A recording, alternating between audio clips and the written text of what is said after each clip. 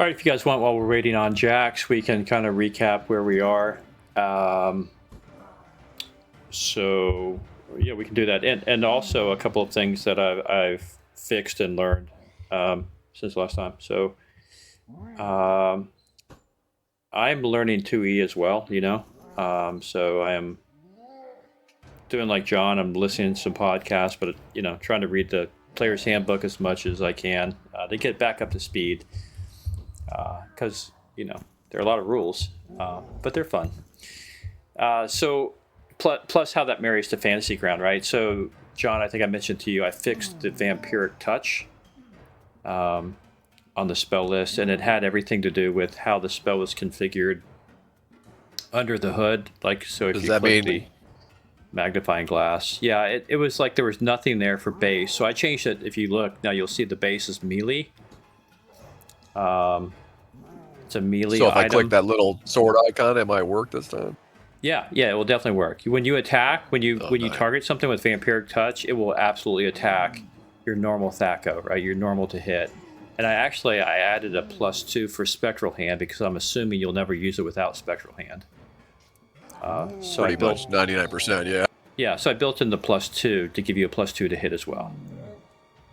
Cool. Okay. Nice. So any touch spell probably is that way. So when you guys come up with any touch spells that are against like enemy host, not friendly host, we'll check it and make sure that's right. But that was definitely in the configuration of the spell. That's cool, thanks. And then the thing that was confusing me on the skill set in prior games with Lucky Lorax was that you had these low rolls, right? You had these percentile dice mixed in with d20s. So we artificially jacked up the 20s, but it's correctly configured in Fantasy Ground. So like the forgery is a dexterity dependent skill. So it will have like a 17, whereas a hide in shadows might have a 77. And that's okay because it rolls a die 20 versus the percentile of hide in shadows. So I went back and fixed those. Thanks, Andrew. I think that's it. Also, get off the experience. If you guys go through and you look at your experience on the main tab of your page, click it, you have a lot of experience to apply to your character. Yeah, I added mine. You know how to do that, Dick? I'm trying to. How come the print seems so small tonight? Go to which? I'm on the front page of my character. Yeah, go to where your class and level is. See the little magnifying glass next to like thief. Click that. Thief. It'll show you the class and level experience. 18,000. Yeah, click that little green check mark. It should apply. You should see a message in the text chat here inside Fantasy Grounds if you do that. Apply. Okay. All right. I don't see a message. Maybe I only see it for myself.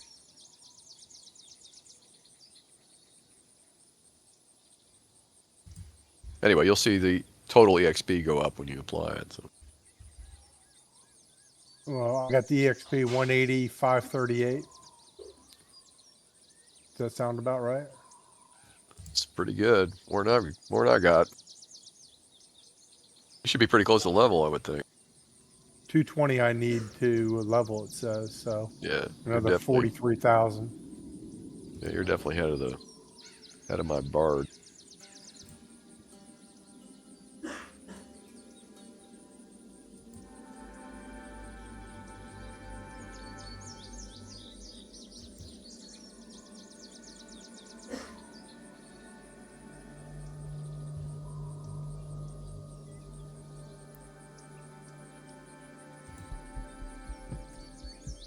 Okay. Right. So there's experience to dole out. So we did that. We did it for the monsters. Did it for party play and for individual play. Yeah. Jake, you got your 10% EXP bonus? I think you do. Yeah, it looks like it's on there. Okay.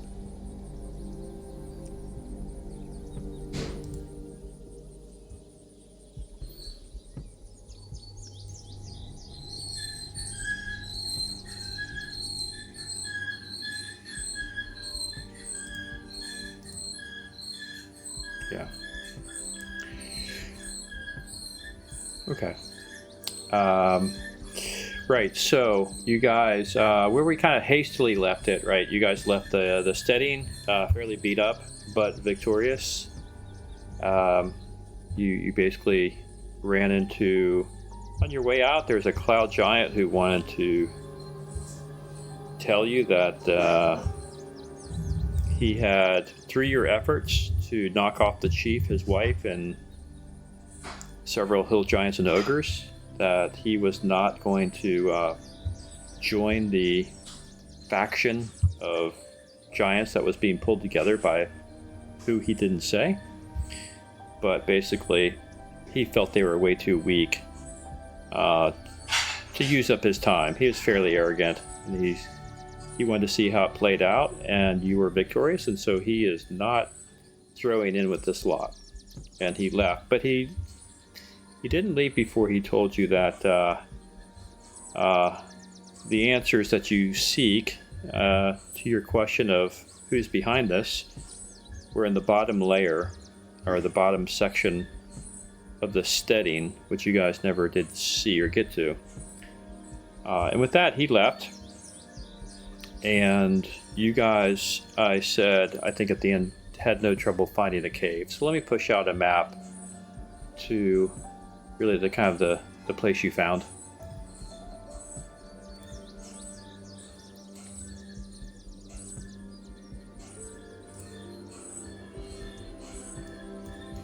Yeah, was this cave someplace that we'd already been to, or someplace that somebody told us about? I don't remember. No, this was a place that was very like the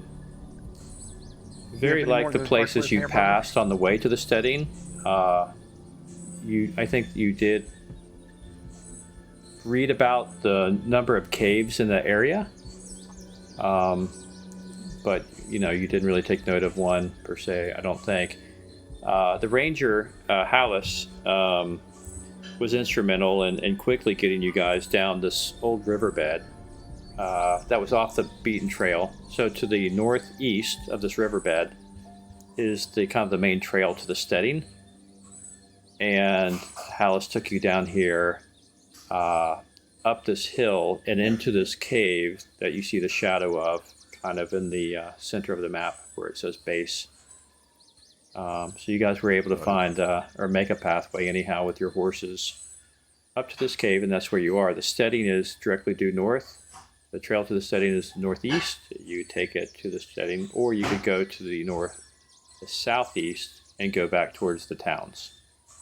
So that is where you find yourself.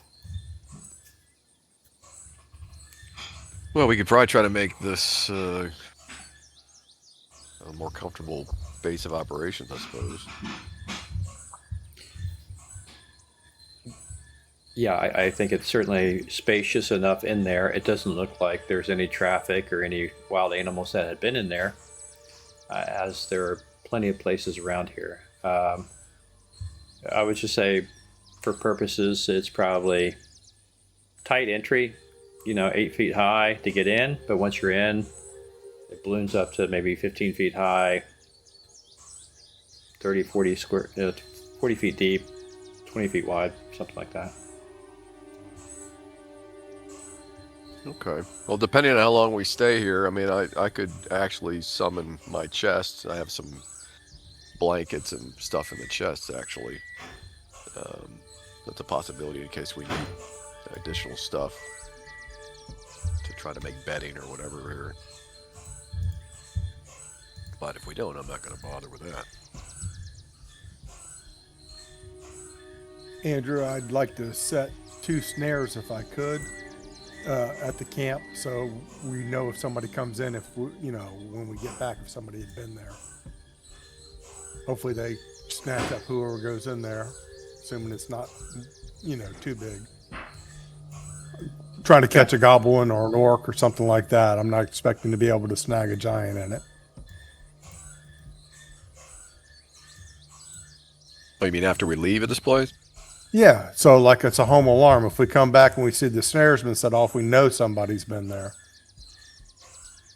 If they get captured, great, we got them. But I mean, if they get their way out of the snare. If it goes off, we know that somebody was there. So this is the equivalent of the hair of A home a alarm. spy, the hair on the top Yeah. of the door jamb. Something like that, yeah. Okay, that's fine. I'm sure set you a can. couple. Yeah, between you and the ranger, right? You guys could very easily create. Since there's going to be nobody at camp while we're gone, so, Yeah. But you also have not to get into your business, but you have a wand of illusions as well. I'm not sure how long those illusions last, but you could also. No, I was waiting to use that till later, but so far that none of my stuff is going according to plan. Yeah, it never does it? Nope. Well, once we're inside the cave, I can cast an alarm spell across the entrance to make sure we know if anybody sneaks in on us. But I'll wait till we're settled in. It lasts for 9 hours. I'll wait till we go to sleep or something like that. Okay. I think Argyle is the cleric is completely out of spells for healing, I believe. We're all pretty much tapped out here. Don't worry, Hallis has all his spells because Nice. they're so situational that you couldn't really use them in the giant fort. I mean, I think we probably need to leave at least 2 days rest. We don't want to come back the very next day up there, I don't think. Yeah, I'd say a couple days would be prudent. Yeah. Okay. All right. Well, you guys let me know if you want to kind of poke around a little bit and wait on Jax, or I'll send him a quick note on Discord, or if we can get going. It's up to you.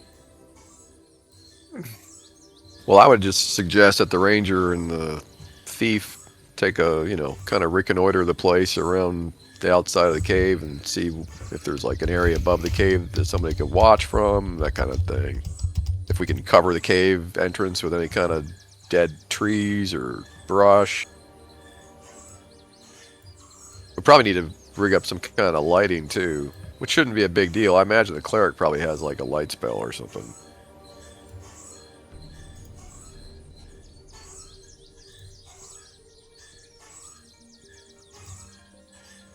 But again, without him here, it's like... He does not have a light spell, Argyle says, but he can produce flame and create a fire pretty quickly. Oh, no. I'm sorry. Continual light is a 3rd level spell? He's got a continual light spell. Yeah, that's what I figured. So he could just Mm-hmm. cast that on an object or two inside the cave. Yeah, put it on a rock or two. Yeah. It's fine. So I'll check it off his list. Not like he's not going to get them back here momentarily, but let's go ahead and cast that on a rock, and you guys can then use a blanket or a tunic or something unused to cover it when it's not there.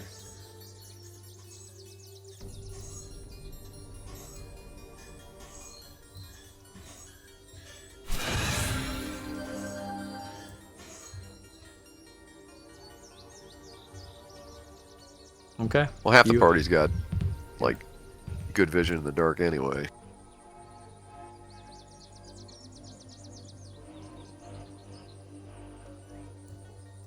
Hallis selected a cave that was predominantly downwind from the general currents, how the mountains flow. The wind, he noted, predominantly came from north to south, so you would be downwind of any search parties, and its slope is down, so any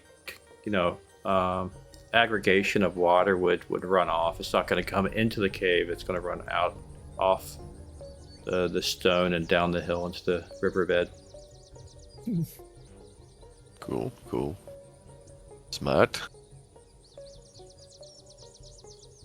All right, so I'm going to do my thing will be just memorizing spells and cleaning up the camp, putting down some bedding for my necromancer and bard. Yeah, so I would say go ahead and prepare your spells. Again, I think you guys can correct me, but my remembrance is on 2E, You prepare your spells for the next day. If you have to change them, it's not a big deal, but you do have to spend at least 10 minutes per level to change the spell. So, a 5th level spell is going to take an hour at some point to rememorize. I'll go ahead. You guys, prep you Argyles. spellcasters better check and see how long it actually takes to cast these spells before we get into combat. Yeah, there's I turned on a mod. If you look at your spell list now, it will tell you in the spell description, like the combat mode, how long it takes, the verbal, somatic, and material components, and its range. It's pretty handy. All on that table. Yeah, I always check my casting times. Don't know about that Australian druid though. You keep your eye on him. He's kind of shifty.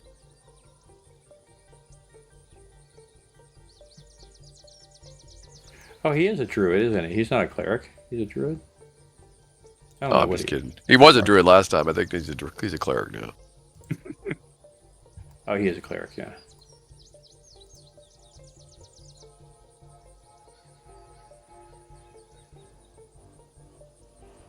Actually, he does.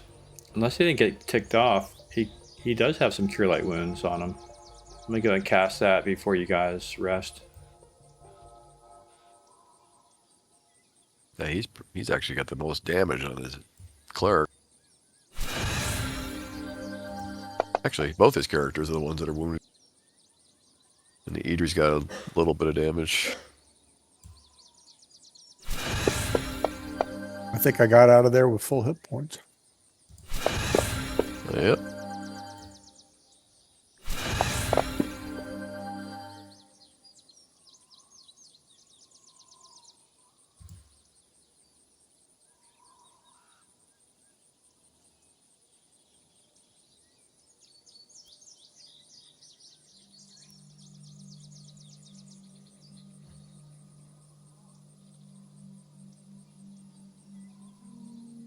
I didn't see any hit points change. Yeah, I think I had to drop it. Let me try something.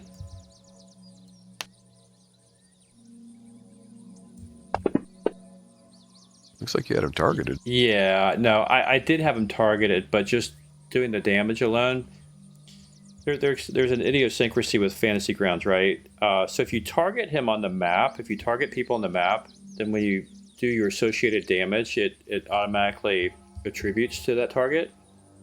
But if you just drop the dice onto the target, then you also have to drop the corollary dice onto the target as well. It's just not enough to, cast on him. I also have to drop damage. I didn't drop damage on him. Just rolled for damage. So let me manually back it out. Because he has some nice rolls. 7 plus... One was for Argyle.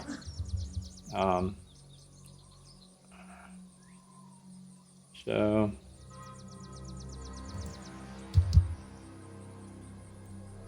Okay, so I did him.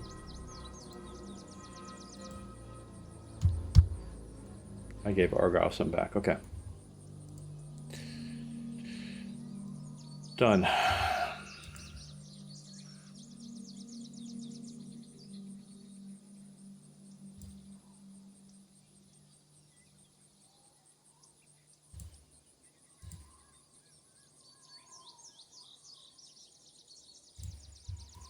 Okay. Anything else you guys want to do before you kind of prepare for getting some rest? Do you want to?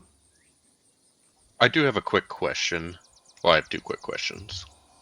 First question is, can you help me make sure my armor class is correct?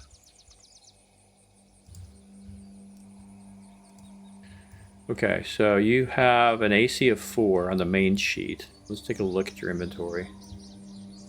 You have a dex of 14, which doesn't confer any bonuses, right? So let's take a look and see what you got.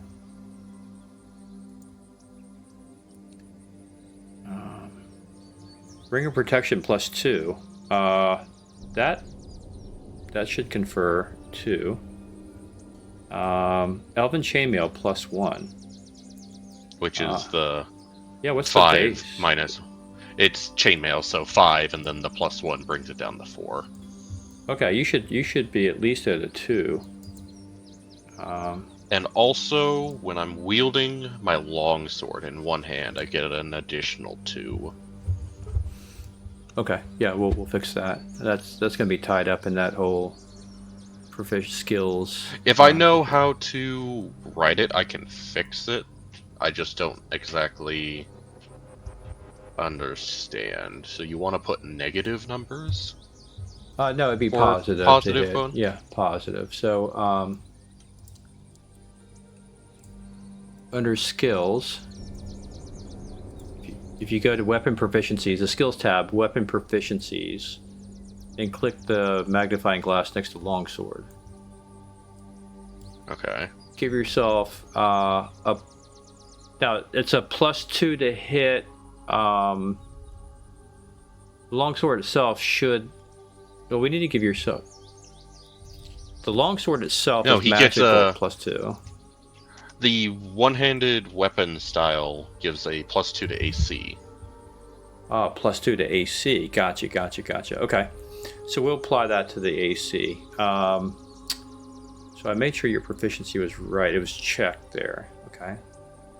+2 to AC. I see that. Yeah.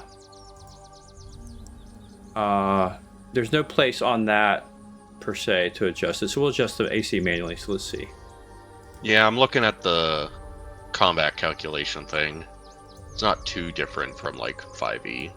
I just need to know. So for the AC, positive modifiers are put in as negative, correct? That is correct. For AC, that is correct. So So with the Ring of Protection +2, that would be -2, and when he's wielding the longsword in one hand, that'd be a total of -4. that's correct. So under miscellaneous, do you see the combat calc? Yeah. Yeah, I'd go -4 there. Yeah.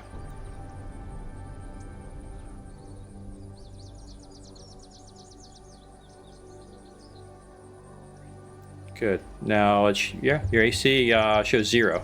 Much harder to hit. Okay. For sure. Because I had no idea how to fix it, and we were just in the middle of such a long combat. I was just like, whatever. It wouldn't have mattered when Hallis went down, because it was always like they would hit like a -3 when he got hit, so it didn't matter. Okay, very good. Good call out there. So much better AC, for sure. And then the second question is, what kind of environment are we in? Would it be feasible for Hallis to find berries?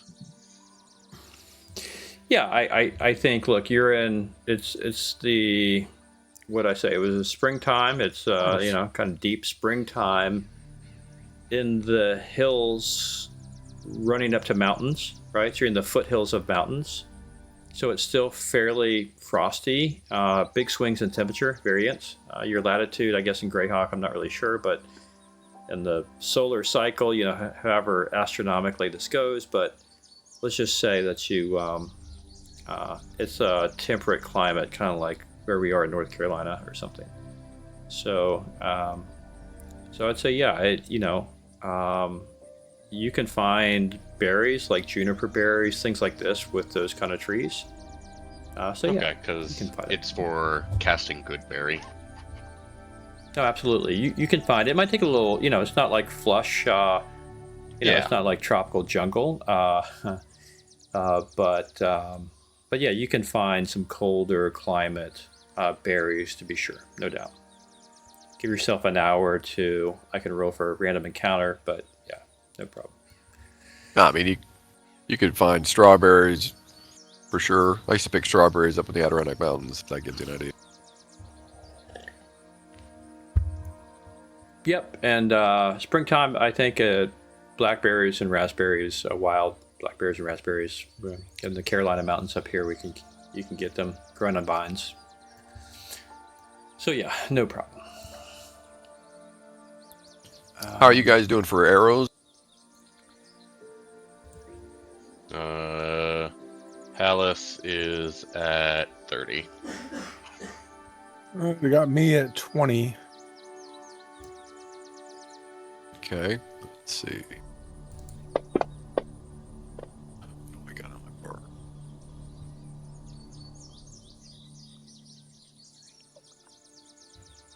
She's got like 16. Now, Hallis, what is your bonus for longsword? As an elf, you get a +1 inherently for a racial ability, right? You have a +2 longsword. You should be +3. Is there any other bonuses you get? The one-handed fighting saddle, I believe, as well. Hold on, let me double check that. See how much that confers. We'll make sure that your longsword is correct.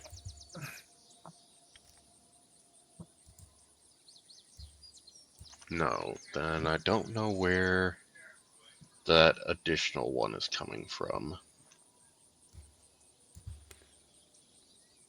Is it just sword proficiency? Because that's I'm not sure. Oh no, that's elves. Yeah, we gave it, and I don't know. It was. I may be wrong. I don't know where the extra, where the fourth one is coming from. So it's probably 3. Okay, so we'll just give it a 1, a bonus on the longsword, a bonus of 1, and then it adds 2 to its. Well, I think. Hold on. Let's see. So I just changed it there. Let me try it again. Okay, there. +3 to hit and +3 for damage. I'm sure. Okay. Okay.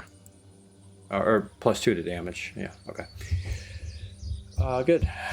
And your longbow is quite good, right? So you have the dex modifier as well as +1 for being an elf. That should be, and then you have the magic of the longbow itself.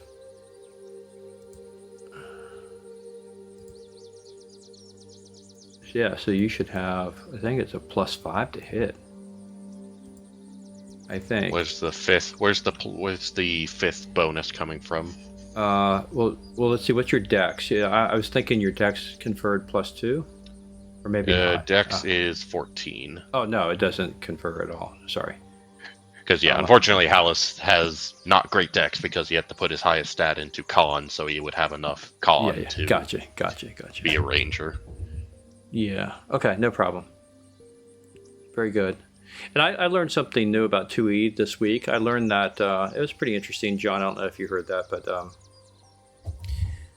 for strength bonus on the bow, if you have a bow constructed with it's like the really, compound bow or something, right? Really tight string, right? If you could add your strength bonus to it if you really strung it for your strength. Mm-hmm. You could add your. Hallis is still +0 because he's only got 13 strength. No doubt. But at 10th level, 11th level, I can imagine any warrior that has a bow. Oh yeah, like an actual fighter. Yeah. Would be pretty gnarly with a bow.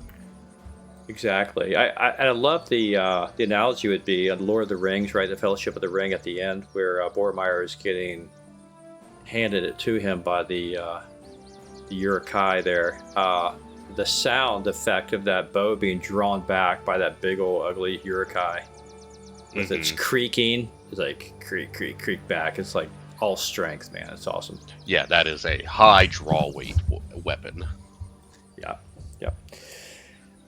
Okay, good guys. We'll continue to do maintenance. Right, if you like Ares, if you find anything wrong on your sheet, so we'll just fix it in real time and get these things dialed in. Okay. I'm thinking if we're gonna sit here and rest for at least 2 days, I might as well memorize my secret chest spell, Liamon's secret chest, and go ahead and use that to recast. But I could summon my chest back, and we could actually use it. I could. I see, we got like 3,000 gold for one thing, which we could stash in it. I'm seeing what, 4 unidentified items here, plus 3 bracelets, whatever those are, in the party loot. Yeah, figure out what they are. Yeah.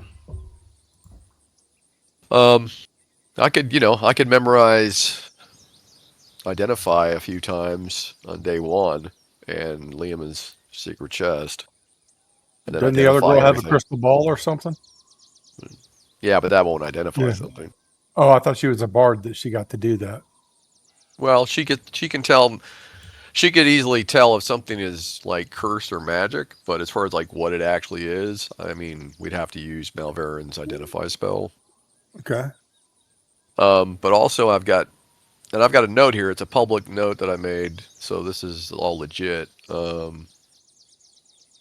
I've got some clean clothes and stuff stashed for Idri and Malverin, and 2 rolled travel blankets. That's another reason why I want to bring it, so I can at least throw down a couple of blankets to help with like bedding here. But I've also got 40 bundled arrows that I'd be more than happy to spread out amongst everybody.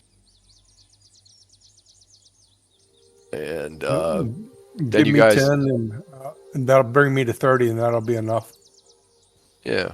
Well, I'll hand out like Yeah. 10 to each, and then keep the rest in the backpack for Idri or something until we need them.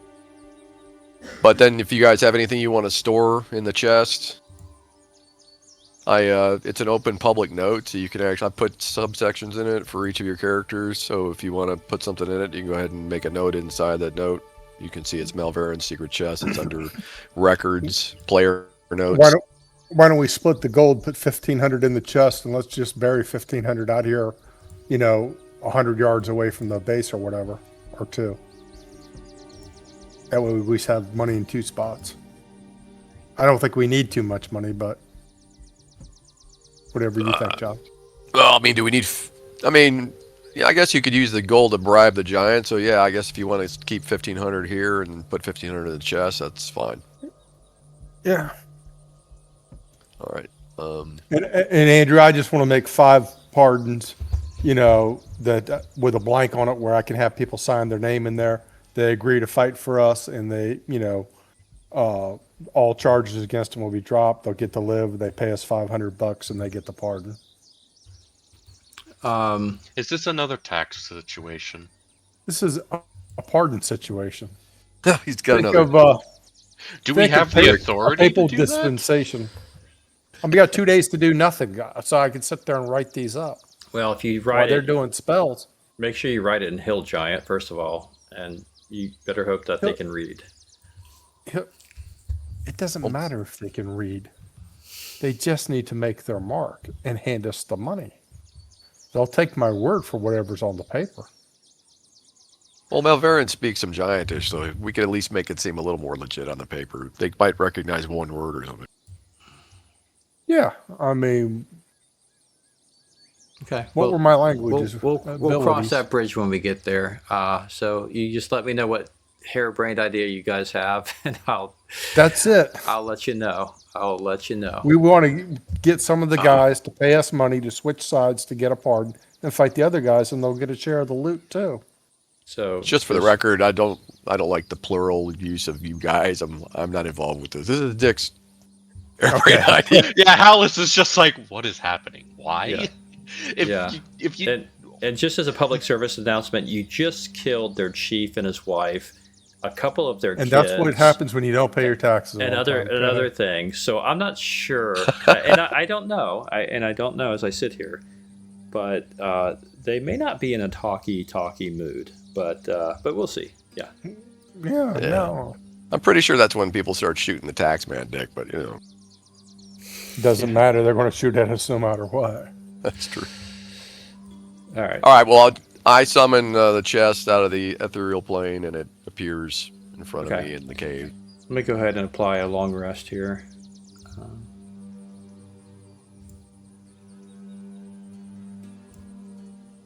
All right.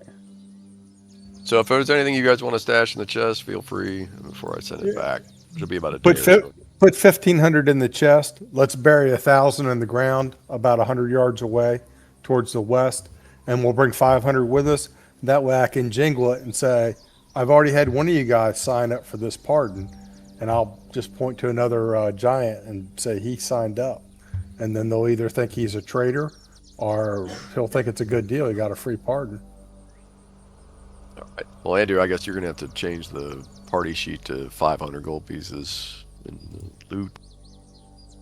We'll assume 1,000 is buried in the cave and 1,500 In your chest. is in the chest. Yeah, I got it in the chest. Under group stash. And giving you worst 10 arrows, giving Ares Yeah, 10 I got arrows.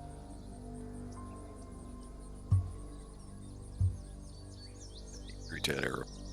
Actually, 20 arrows.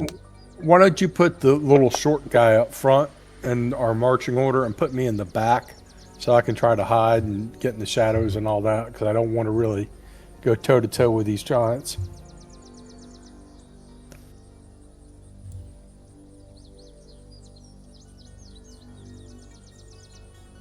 Sorry, I'm just getting my random encounters up to snuff here.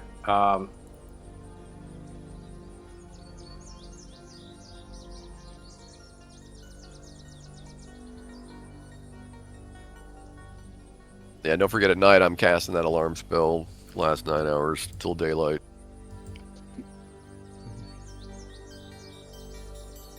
I assume we'll have at least one person standing watch every 3 or 4 hours, but 2 hours actually. There's enough of us. We could just do it like an hour and a half each.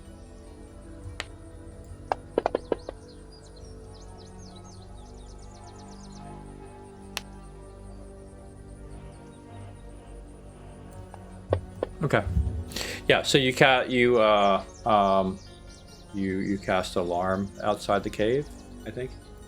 Yeah, across the entrance and across. It's like basically to fill the whole mouth of the cave pretty easily, I think. But I'll check it. Let's see.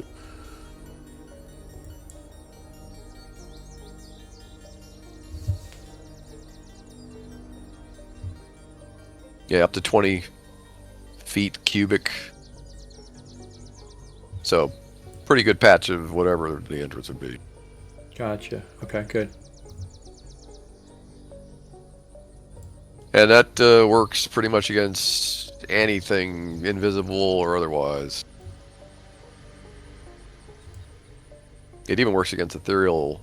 Oh, no, it doesn't. Ethereal and astrally projected creatures do not trigger an alarm, but flying or levitating creatures, invisible creatures, or incorporeal or gaseous creatures do. So as long as they're on the prime material plane, pretty much they'll trigger it.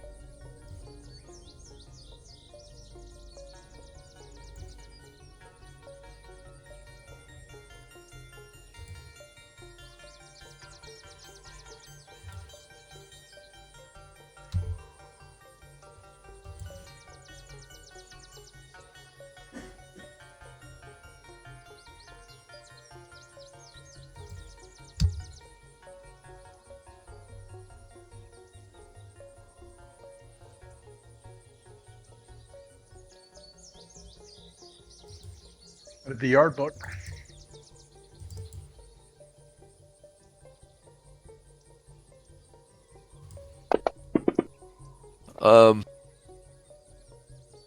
Day one, I'm also gonna I'm gonna go ahead and memorize, like, identify 4 times so I can identify whatever these items are. Okay.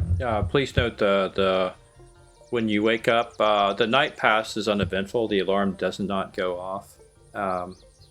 You wake up to a very windy kind of day. You can see it in the chat. The kind of wind that is outside. Okay. Good to have a cave. So things in the party sheet. Let me take a look. Yeah, reduce the gold pieces down to 500. Dick's burying 15. No, Dick's burying 1,000, and I put 1,500 in the secret chest. We're keeping 500 on the group, I guess. Okay. Yeah, it says for my treasure 80 gold, 130 silver. So should I just mark that up to 580 gold then?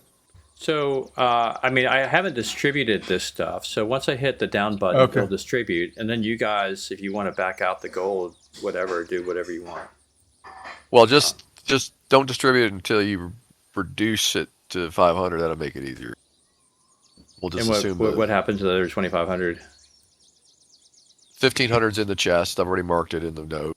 And Dick's buried 1,000 in the cave somewhere. Outside the cave to the west, under a big tree or something. Okay. Why outside? Do it Because inside. if they capture us in the cave, maybe we can get them to take us outside and maybe try to escape. Okay, interesting. Are we going to have time to dig up money if we're trying to escape? It's like this. At least there's some there. You have to see what type of deal you can get. I just don't want to lose it all in John's chest in case that goes bad. It's just splitting it up where it goes. And we got 500 in a bag that we can rattle and say somebody bought one of our pardons already. One of the members in this room, but I cannot identify them. And they all start looking at each other. That's fine. Well, this way at least we don't have a whole lot of weight on us now. So, in fact, Right. I think I'm going to dump some other monies into this chest for my own characters real quick.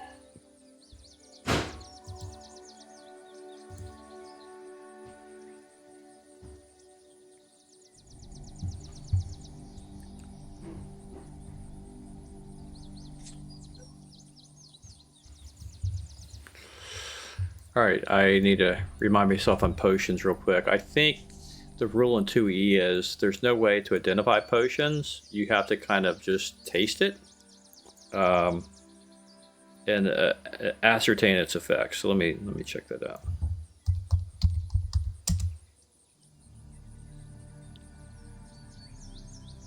Oh, is that what those items were? They were just potions? Yeah, there are 4 potions. What, huh? Yeah, that'd be great. Well, then I guess I don't need the identify spells. You just put it Yeah. like in a bowl or something. Yeah, you can go. You knew they were potions, so if you want to go back and redistribute your spells, you can. All right.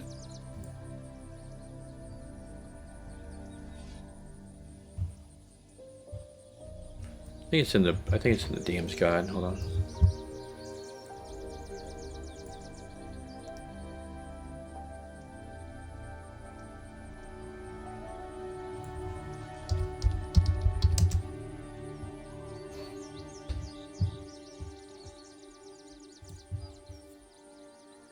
Yep, I'll put it in, just if you're curious, I'll put it in the chat for identifying potions from the DM's guide.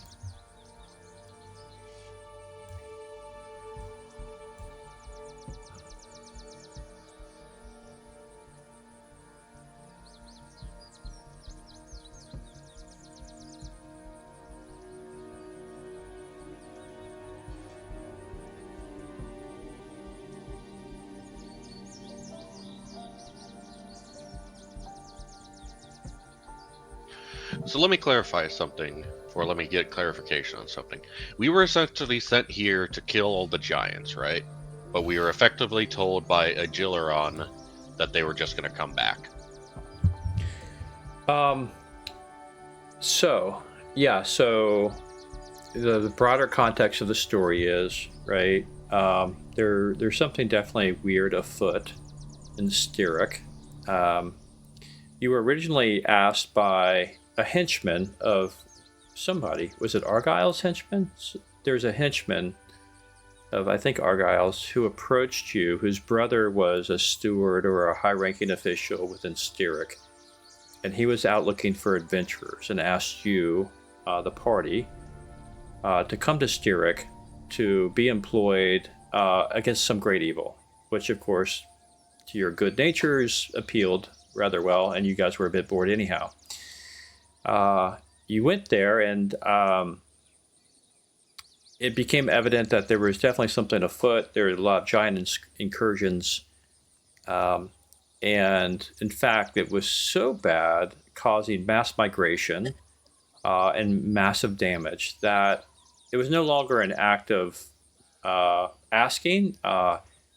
It was heavily implied that you were being conscripted due to your heroic nature by the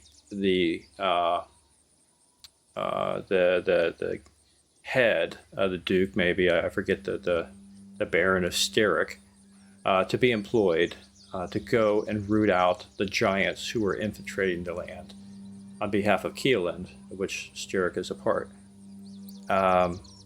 you were told that if you refused to do it, then they would find some basically the full weight of the kingdom would be upon you.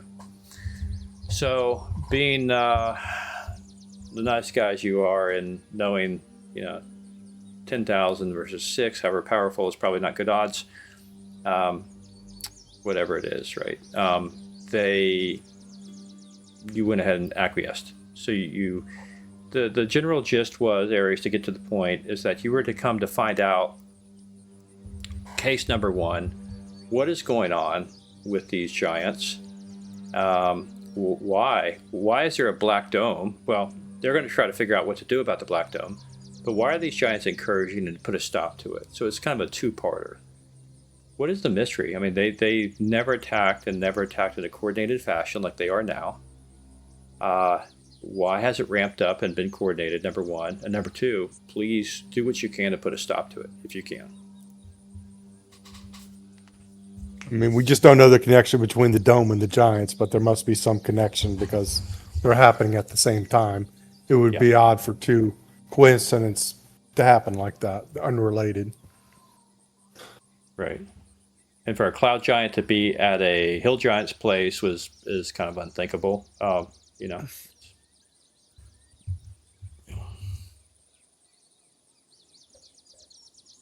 Okay. So something's going on. You guys definitely put a dent in it. You didn't get far enough to do anything more than that, though. And you're not really sure the aftermath. Did you just kick an anthill and got them all flurried up, or did they find a new anthill? What happened? Don't know. How long do we think we're going to be staying here in this cave? Yeah, at least 2 days, whatever you guys need.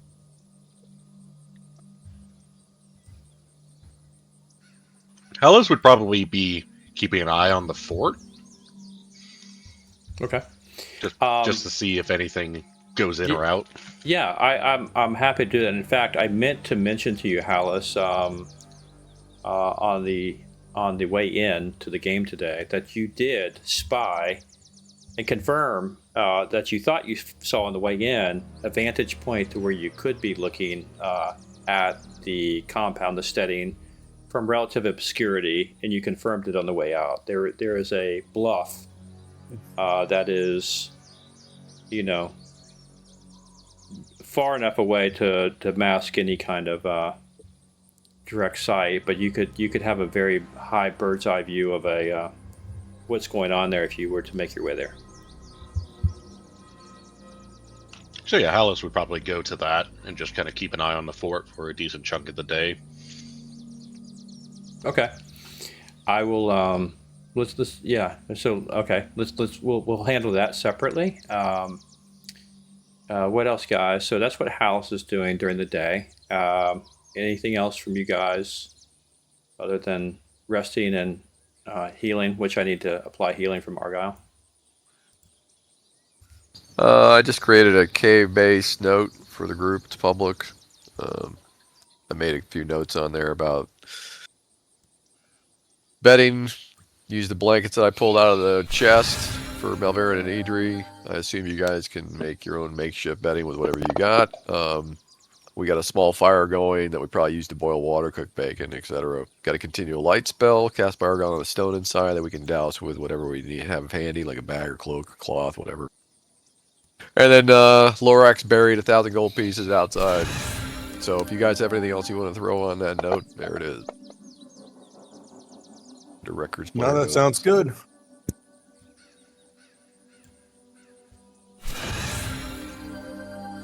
Also, sorry, the first day, Hallis was able to make 5 good berries, so only one of us needs to eat a ration. Oh, cool. Well, that's right. We should get rid of some rations here.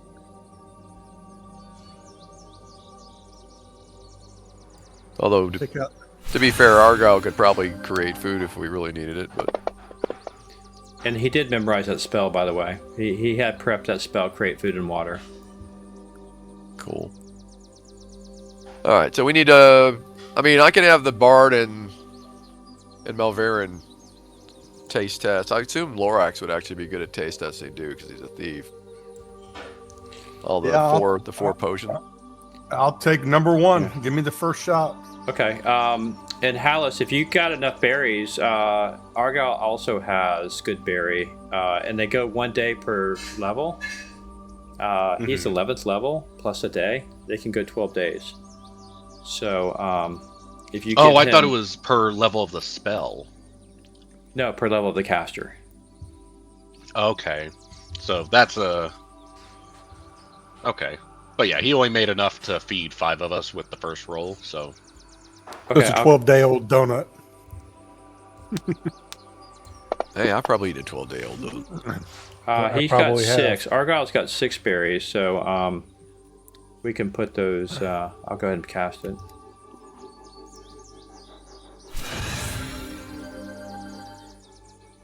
So there's 6 berries to. They're just single hit points, right? That you can spread around. single hit points and they count as a full meal. Oh, okay. I didn't know that. Cool. Nice. That's why they're really good in 5e, because with how the material components work, you don't technically actually need to go out and find them, because they don't have a gold cost. As long as you have a focus or a spell component pouch, so you can just cast it willy-nilly. Yeah. Yeah, typical 5e. Nice. Nice. Okay. So we have 6 extra gold berries. Good berries, rather. Yeah. So, gold berry. I'm Well, Melvera, going back to my Tolkien again. Yeah. I'm gonna okay. need a ration of my characters anyway here, just so we have.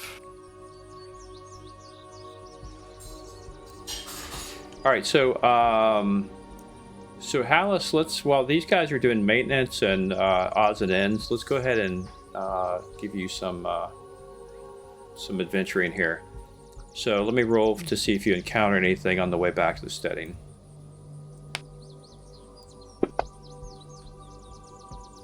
You do not. So you don't run into any encounters. You make your way back up on the bluff. Again, it's a windy day. You're downwind, but it's gusty and brisk. And you make your way, and it's at this point I will share with you what you see from a top level view.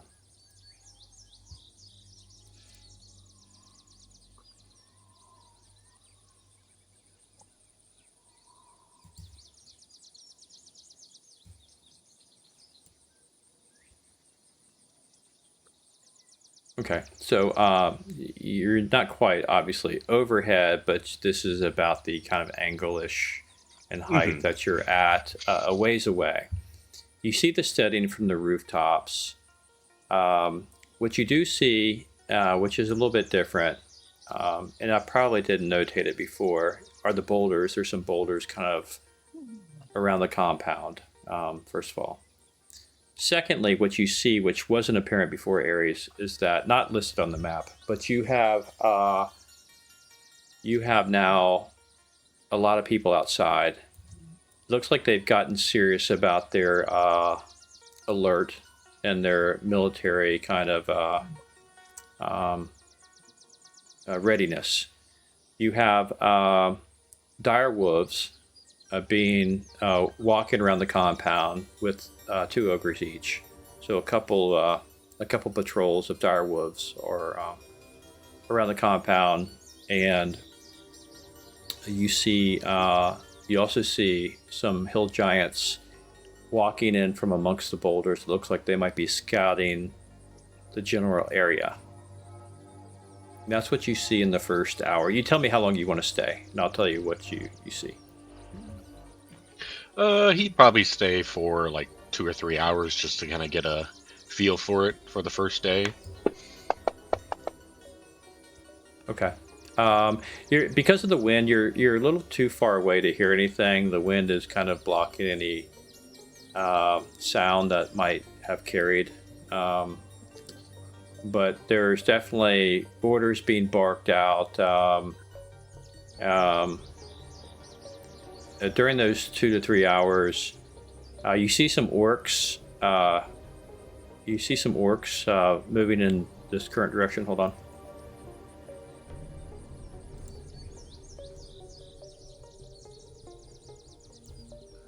the orcs come out and they move among these rocks back here. These orcs are being yelled at by a giant who accompanied them out, and a bugbear who stands guard. Actually, you can tell all this out. The giant goes back inside. The bugbear stands guard while the orcs disappear among the rocks, and the orcs disappear for a while. You note this with curiosity.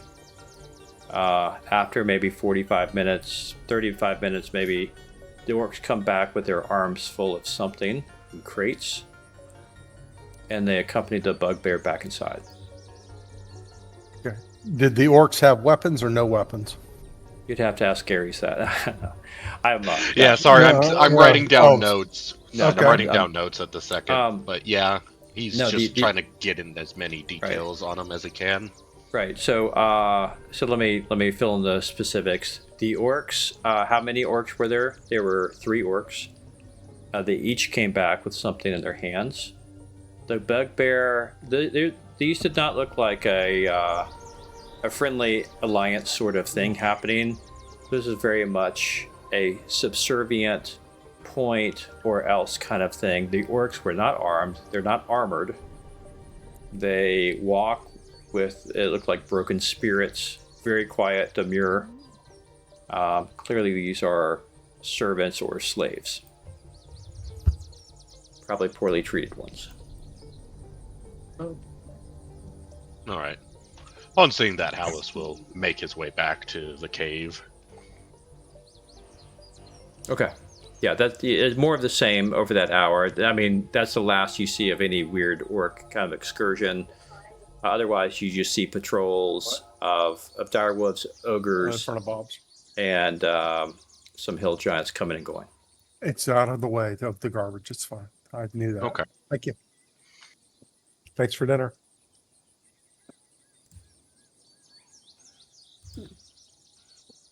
Where did my map go, man?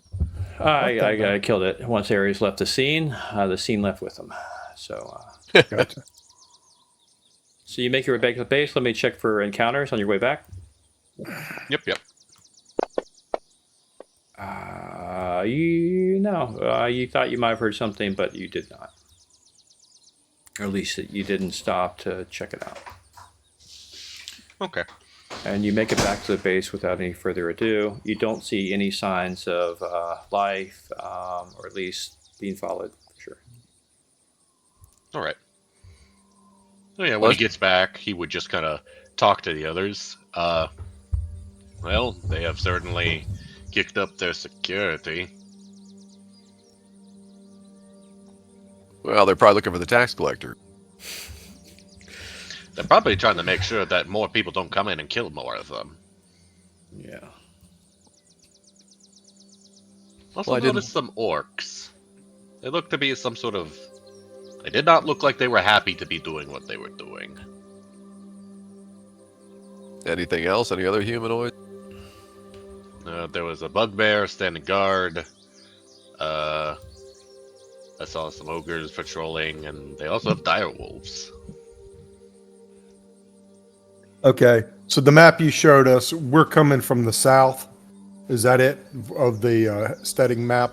Yeah. Andrew. I'll put it back up just for reference. And the orcs were to the northwest, then, relative to the Steading, the fortress.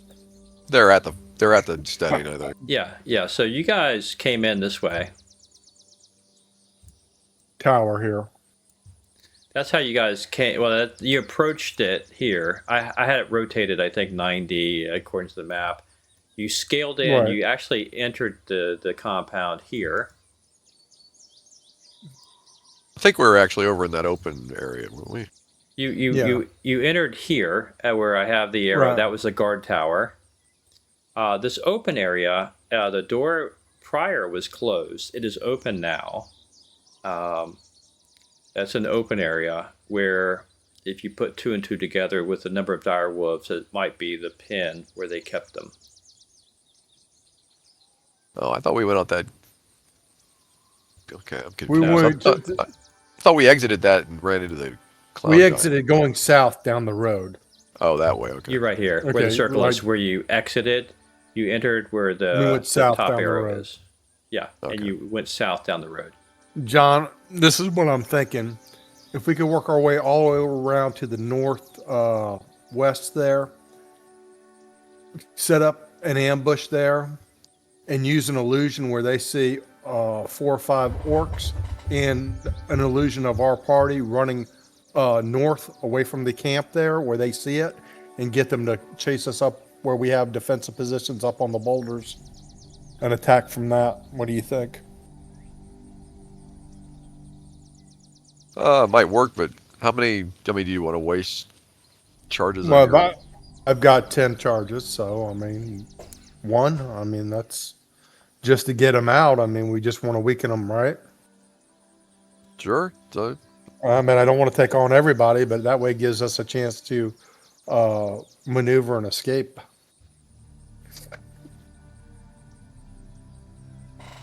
yeah. Well, we can try whatever once we decide to go back. If we're going back, I mean, have we decided we're going back? I don't even know. It's up to you, John. Why is it up to me? It's a group decision. It's like Well, I'm just saying, down with it because we got to kill more hill giants. We got to get down to find more clues to what's going on here. So Right. I mean, we could just put the illusion and have hopefully half of them go that way and leave them alone, or just see how many people they send. They send a couple, we take them out. They send an army, well, then we just try to, fireball it and get out, Cloud kill and run. yeah, I've got a little extra this time for the occasion. I mean, but cloud kill does damage to everybody, even not just ogres, right? So, I mean, we Right, can well, put some damage on all of them. We got a chance. That's why I cast it so it would go away from us. But I could bottle them up. I mean, if we got a big enough room of them, I could make it a little more difficult for them. But See if Andrew will make some type of map that we can use and for an ambush area if we find one. Yeah, just when you guys get there, just we'll work on it together. You let me know what you want to do. well, let's go through these 4 potions real quick. Yeah. Do you want us to, who took the first one? I'll take the first one. Give me a good berry if I start to look green. What do you want us to roll, like something off our attributes or something, like intelligence or wisdom or something? Yeah, no, I for sure. Give me a second. Let me find where they're at. They're in your inventory, Malvern. Oh, whose inventory? Mine. I threw them all in there. Yeah. All right, first one. Yeah, Well, I mean, I would say let's go ahead and roll a wisdom. That makes sense. Let's roll a wisdom check. Lorax. Huh. You're tasting right, the so- first one. Now, go to the main thing. That's right. And next to your wisdom, roll a 20 sided. just right. Yeah, It's a 20 sider is what it Oh, was. he actually made it. you actually made it. Yeah. All right. That's Your why I'm eight lucky. wisdom. Exactly. I'm lucky. The reason you knew this one is because you've tasted it before. I'm trying to identify. Hold on. You've tasted this one before, Malvern. You can check your sheet. Oh, You can verify that this was a potion of extra healing. A very Okay. stout, potent healing on your tongue. You've tasted this many times before. All right. You guys mind if I keep this one? Go for it. I put it in the party inventory, so go ahead and drag it to your inventory, Dick. Okay. So how do I do that? Go to party sheet and then go down to the inventory tab. You should see it. Okay. under loot. Menus. Yeah, you can type Party your name sheet. next to it. Yeah. Click on the inventory tab in there. You should see a potion of extra healing. Drag that little bag icon over to your inventory. On your character. Okay. I don't see the bag icon. You see the main and inventory and order on the party sheet tabs on the right Yeah. side. Click the inventory tab. I see the little red thing. I can go up and down. I'm just trying to see where it says extra healing. It should be at the very top right. Okay. So it says 2. It says 1 potion of extra healing. Oh no, that says amulet of proof against detection. Yeah, right above that. There's nothing above it. That's No, the no, no. first one. Above that, in the box by Okay. itself. So I hit the little green thing and it'll drag to my inventory? Just grab let's left click and drag that bag icon to your inventory. Should drop it in. I think it did it, but I don't know where it is.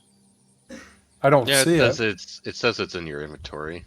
It does? Yeah, What Yeah, line? party to Lorix to left. Okay, I Lorix see it. to Potion Levine. extra healing 1. Got it. Okay. Yep. All right, who's All right, sampling cool. the next one?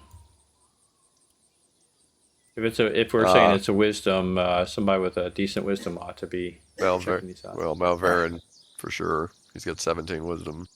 Go ahead and make a tribute check.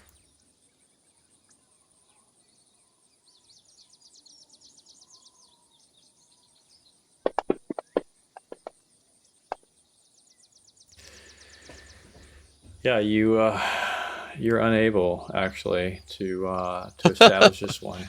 What a hell of a roll, huh? You've never tasted this potion in your long career. Well, he hands that one to Idri, I guess. Let's let Idri try. Yeah, I think the spirit of it is we'll give the party a couple shots. Otherwise, you'll have to wait the next day.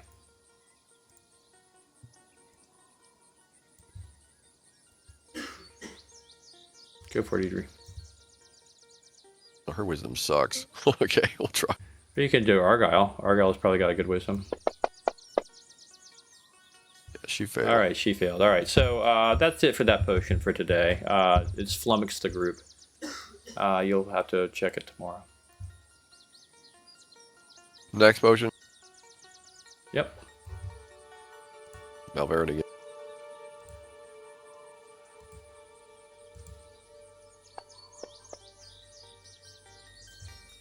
Yeah, and this is yet another one you've tasted many, many times before.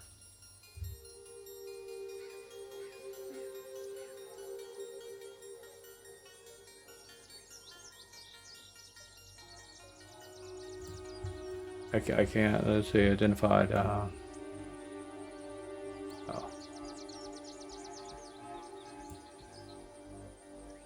It's a potion of healing. I'm just trying to unidentify it here. Okay, there you go. Potion of healing. All right, I'm dropping that into the party sheet. Whoever wants that, maybe Hallis, maybe. Sure. He won't turn down an extra healing pot.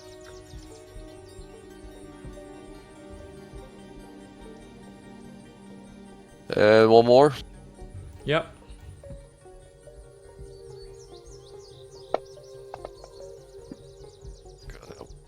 All right. I take 1 point of damage. Your oral cavity is on fire. You know this is. You spit it out immediately. You know what this is. This is a type of poison. Oh, fun.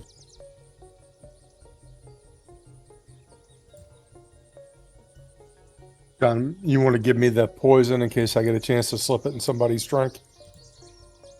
Yeah, sure. I'm definitely not going to use it. All right, and next one I'll have to wait till tomorrow to be rechecked by the party. All right, I don't see the thing that says potion of poison up here. I didn't drag it yet. There you go. There, oh, okay. So just grab the green bag and drop it over here. Yeah, on your character sheet. Yeah. Okay. Aries, you see it on there? Yeah, you got it. Okay. Just I wish I could make the text bigger on this thing so I could read. You can increase the whole screen size if you want, but everything gets bigger. No. Yeah. Is all your text smaller on your? All the text. Yeah, everything's really small. I mean, I could double the size of this. Did you like switch computers? Did you do? No. It's always been small. I just didn't know how to make it. If you don't mind relaunching, when you use the Fantasy Grounds launcher, you can open the settings and increase the UI scale. All right, I'll do that next week. So I'll do that. Well, Actually, We're you in can the do game it. now. You can do it from the inside. chat as well. Yeah, Andrew can give you a command and put it in. So go to the bottom of the chat window, Dick, where you can type in something. Yeah. Inside Fantasy Grounds. Where it says chat, what do I type? Yeah, put that. What Andrew just put. / scale. And then 80 is too small. Probably you want 100, maybe 110. Or 20. Yeah, I would recommend trying like 110. Scale. I'm sorry, it's 110. scale UI. It's as Ari said, scale UI. So let me retype. Here's what you type in.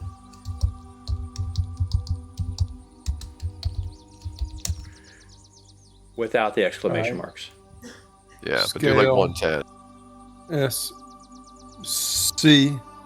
The higher the number, the more the magnification you're going to get. EU.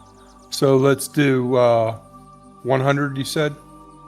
You can I'd say try that. 110. You do repeat it, do 110. Repeat it, do 120. Repeat it, do 80. Whatever. Yeah, we could always shrink it back. Did it do it? We don't know. Yeah. You tell us. You have to hit enter. No, it's not any bigger. I did. What? What did you put in 100? / scale UI space 100. You did that? Yeah. All right, do Put it in again. 110. Yeah, 110 or 120. EU 120. UI, Yes. not just U. Yeah. SCALE UI. SCA LEUI space scale UI. space 120. Yeah, there you go. 120. Hit enter. There we go. Yeah, now I can see. Okay, that's a lot better. Thank you. Okay. Yeah, you need to get when Jack gets to the house sometime. Get him to take a monitor and attach your laptop to it with an HDMI cable, and your life will be changed forever, dude. Yeah. Look, man, for these games, you need like I don't know, a 30-inch, 28-inch, 30-inch monitor hooked up to your laptop. You'll be so happy. Yeah.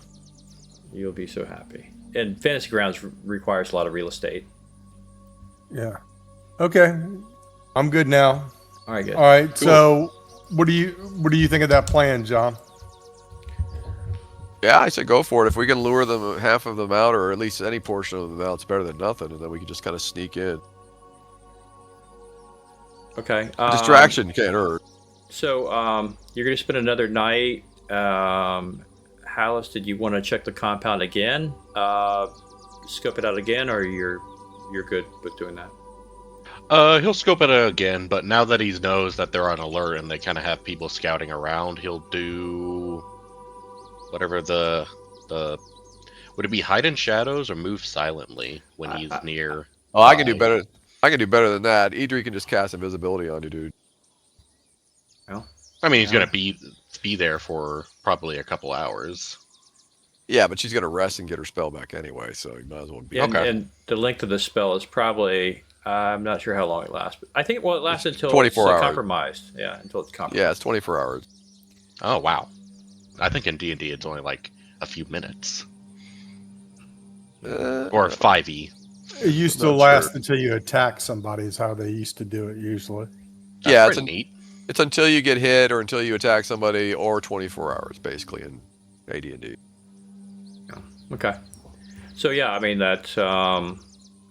Then your only issue is moving silently with in the wilderness, which a ranger can do without any ill effect. You know, there's always a chance you step on a twig at a bad moment, but Yeah, he does really high move silently and hide in shadows when he's in the wilderness. When he's not in the wilderness, he is really bad at it.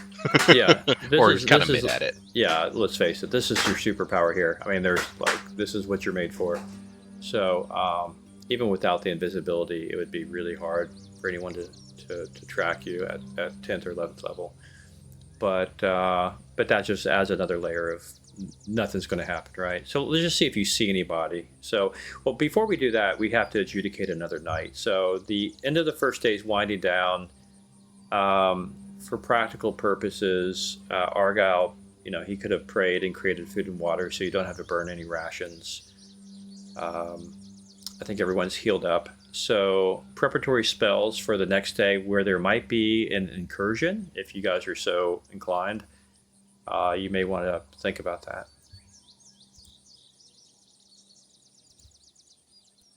Argyle's definitely going to prep his spells a little differently. Well, I'm just going back to my standard spell set with like one change. I'm pretty much set for what I need on my characters. Oh, and I do cast Lehman's. Last call for anybody who wants to put something in the secret chest, because I'm going to send it back to the ethereal plane. Yeah. All good? Yeah, I mean, my thinking, I'm John, good. is there's 100% of the giants in the steading. Let's see if we can just bring out a third, a smaller amount, and try to disable that first before we go in, so we don't get overrun. Yeah, that's fine. All right. Well, I cast that spell before the end of second day, Andrew, and memorize Okay.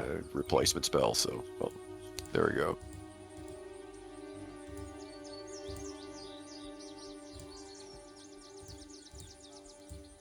I think you'll manually have to uncheck your spell slots, right, when you go to the next day, just to make sure you accurately tracking them. Okay. All right, so we're good. You set an alarm spell again. Otherwise, Argyle could put Wyvern Watch on, which is kind of a interesting spell. Yeah, I cast alarm. I mean, I guess he could cast whatever he wants, but Yeah. Okay. But I'm keeping alarm available because we still have ogre magi and other things floating around for all we know. So cloud giants seemingly can come out of the sky, whatever else. All right, so let's go ahead and roll for any encounters that might have occurred at night. Nope, it's all quiet in the cave. Next day comes up. Let me advance the day.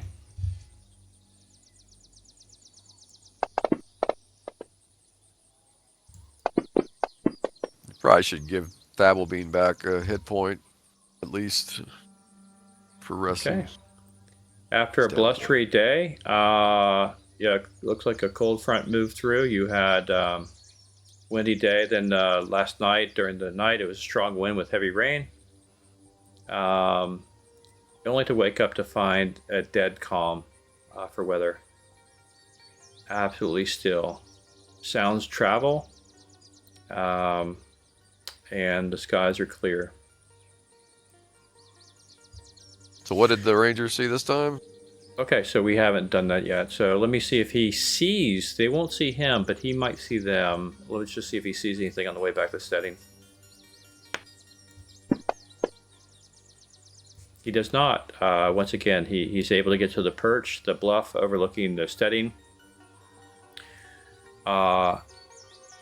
Now it's before it's kind of mid-afternoon, maybe lunchtime. Now it's morning-ish.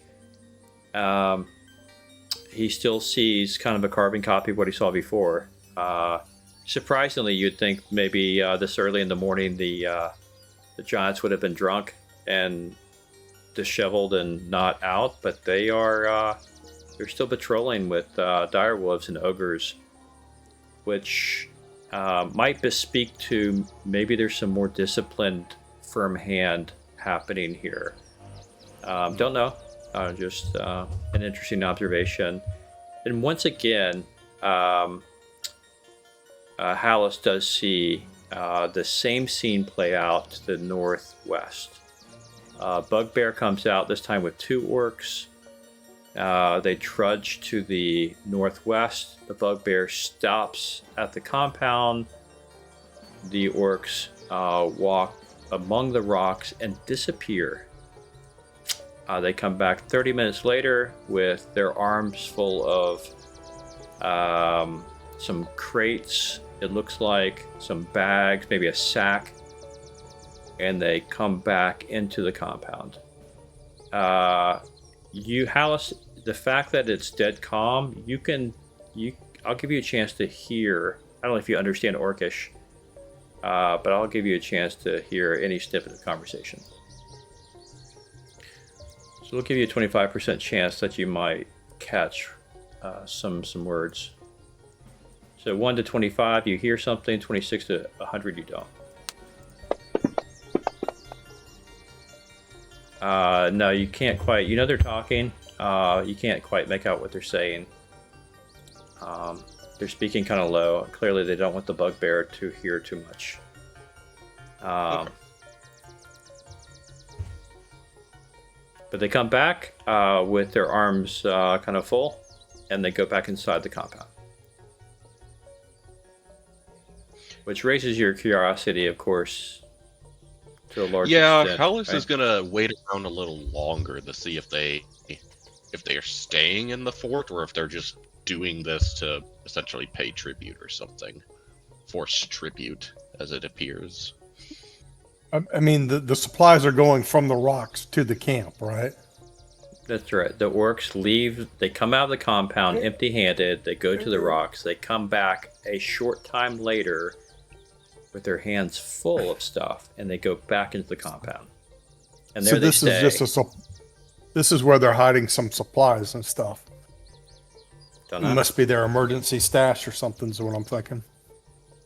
Don't know. Could be. It could be they're traveling, picking up stuff from some kind of merchants. Who knows? Or they're raiding somebody. You said there were giants scouting around, correct? Yeah, Bugbears. there's traffic of hill giants that kind of come and go among the rocks. You haven't seen any yet, but there are clearly roving patrols beyond the circular compound that the direwolves are making. Yeah. You want All FYI? You want to try to avoid the hill giants areas because, Considering how hard Hallis got clocked last time? well, more than that, also, and this is just FYI for Andrew. Any creature with a 13 or higher intelligence has a chance to detect invisible, and anything 10 hit dice or more also has a chance to detect invisible. They have to have a reason to actually, suspect it. But if you're at a great distance from them, they probably have no chance at all. But, Okay. But if you get near one, Yeah. hill giant might sniff you out or something. Right. Okay, so Hallis wants to stay a bit longer this time. He wants to see if there's like a pattern or like a routine to the orcs coming and going. Is Okay. it the same time every day Sure. Basically. It was. so far? Yeah. All right. So you extend your stay to see if there's a method to this madness. Again, you came pretty early this morning. We'll call it 8:30. You're here in the morning. You're seeing a disciplined patrol set happening. You're seeing orcs come and go from these rocks. Yesterday, you were here around 12:30 or 1. You saw it play out. You kind of waited out, and 12:30 or 1, you don't see the orcs come back out at that time. But perhaps a short time later, maybe it plays out again with a single orc going, running down among the rocks, disappearing for 15-20 minutes, coming back with this time, maybe 2 sacks in their hand, and going back inside.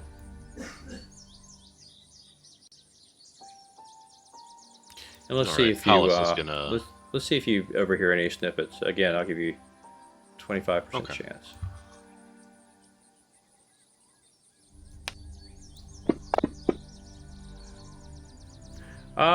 It was they were conversing. The bugbear and the orc were conversing as they were going inside, but again, you couldn't quite make out.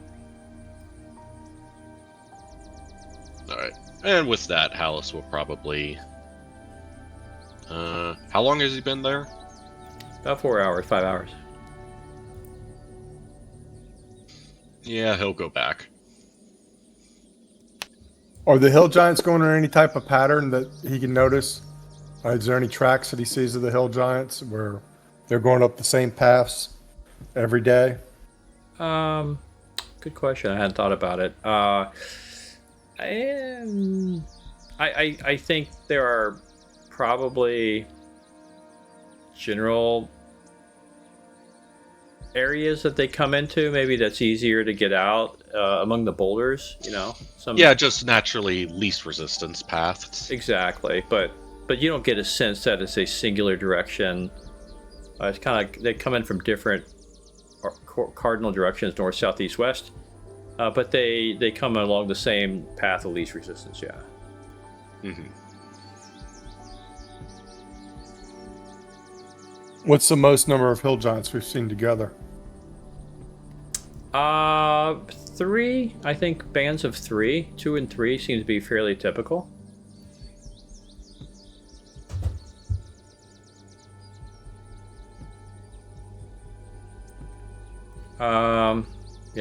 Yeah, bands 2 or 3 seem pretty typical.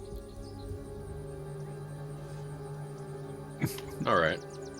But it looks like, Hallis, you've been up here long enough to where you see, you can approach the Steading. You don't have to approach it from the south as you guys first did, where there's clearly a front entrance. There are multiple ways you can come into this little valley that it sits in. So, should the party want to, you could probably lead them into multiple ways. So if you want to come in from the northwest, northeast, southeast, whatever, east, west. I mean, it's like this. If we know there's 2 or 3 going around there, just find a good spot for an ambush and just pick off 2 or 3 when they come through. Don't even need to use your illusion thing. We know they're out there. Just have the ranger pick out a spot.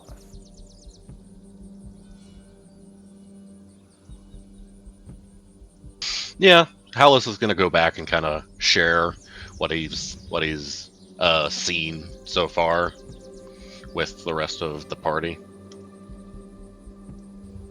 Okay. All right, it's uneventful once again on the way back, and you get back to the base.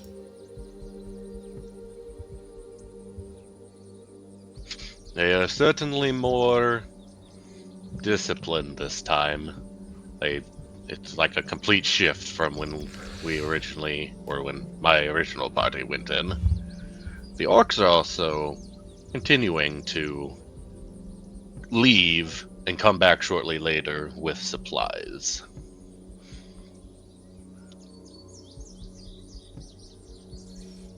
I'm curious where they're going and getting the supplies.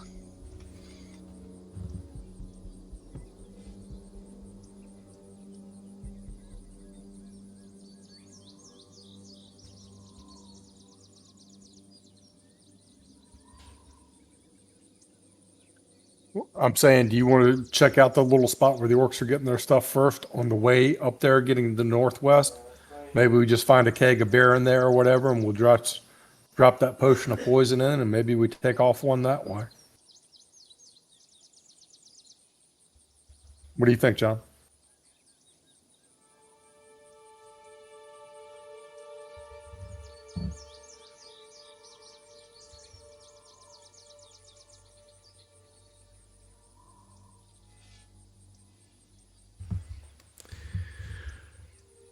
I think John must be AFK.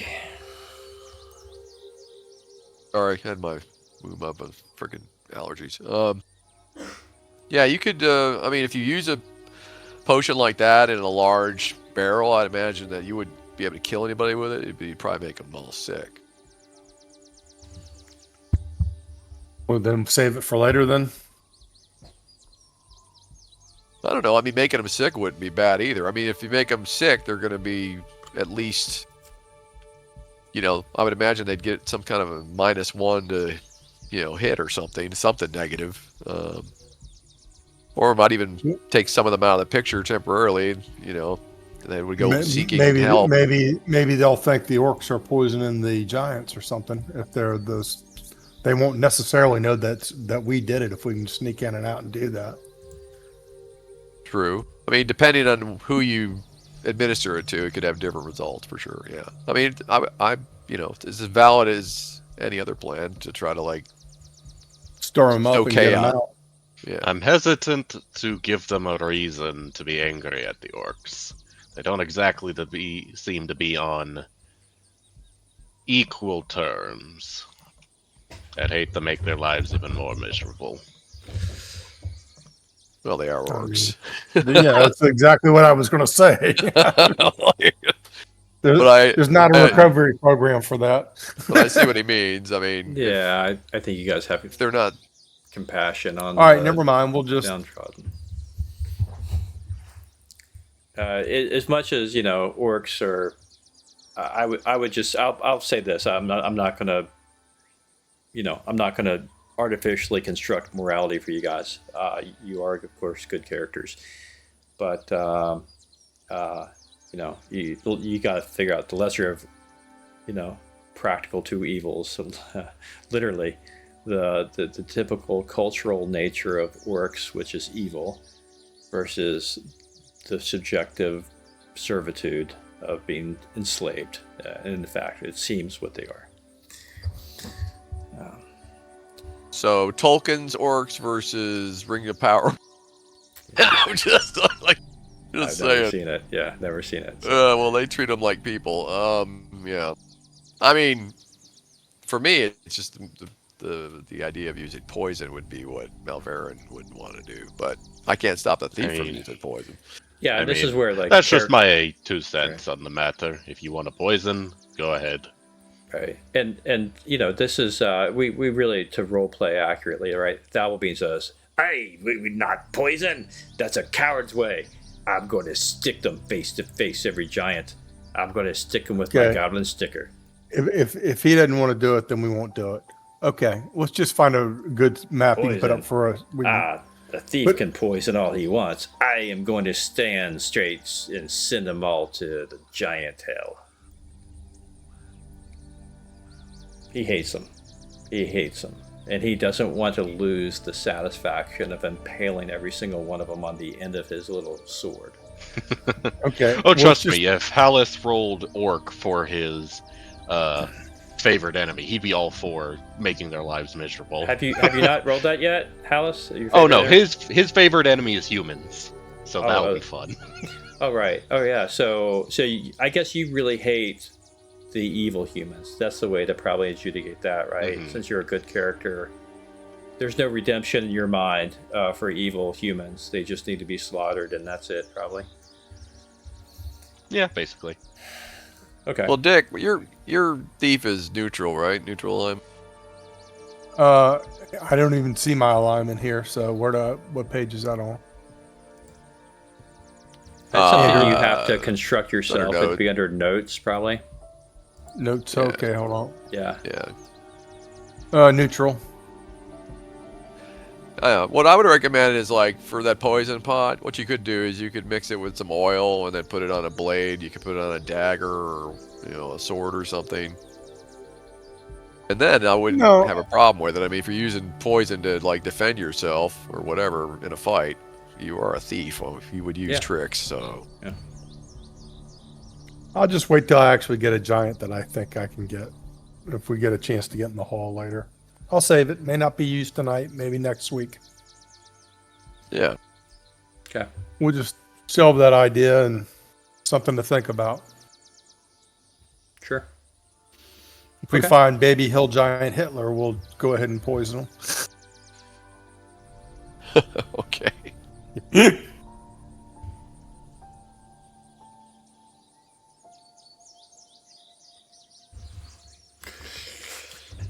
All right, so Hallis comes back to camp around 2:30, a lot longer than he initially had thought. You guys might have been a little worried about the fact that he was an invisible ranger. You really didn't give it much thought at all.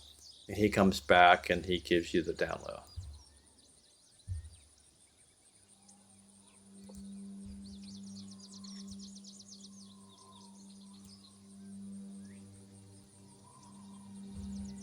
So my My 2 cents are at least figure out where the orcs are going and getting these supplies, and maybe try and figure out, like, how far out the giants are scouting.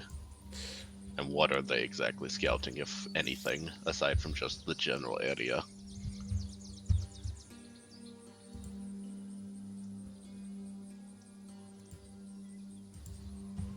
Yeah, I would suggest that you guys go out and follow somebody, follow one of the patrols. That's what Mother would recommend.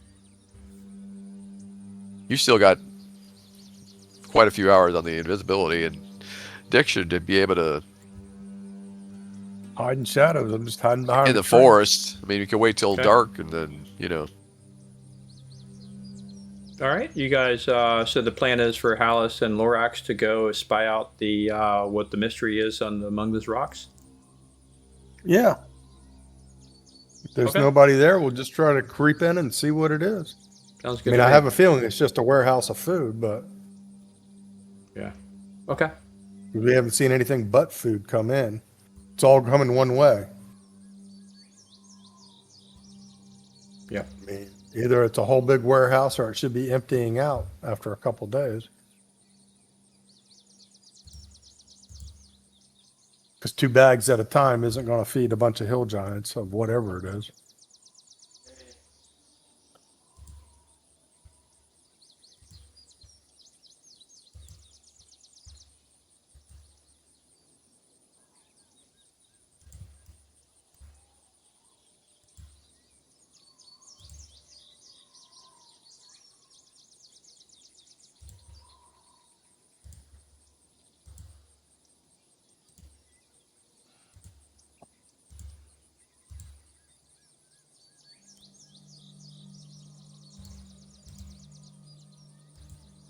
Okay. Cool. So you guys wait for nighttime. Yup. Yeah. All right. So you can see the map has changed a little bit, I think, or maybe maybe You've shaded it different. yeah, it's nighttime. So now you have some torches. It is not, in fact, raining. As I'll go ahead and probably kill that. Hold on. So the northwest where we are is not very well lit at all then. That's right. It's dark. That is dark. There are still there are not. Let's just say there's still one patrol of ogres and direwolves kind of walking the compound. But you don't see any more excursions from orcs, etc. So Hallis and Lorax, let's go ahead and make your way over there. Yeah, so again, this is clearly a very unused pathway that you guys are taking. This time you don't go to the bluff, but you go down. You travel further, Hallis, you lead Lorax.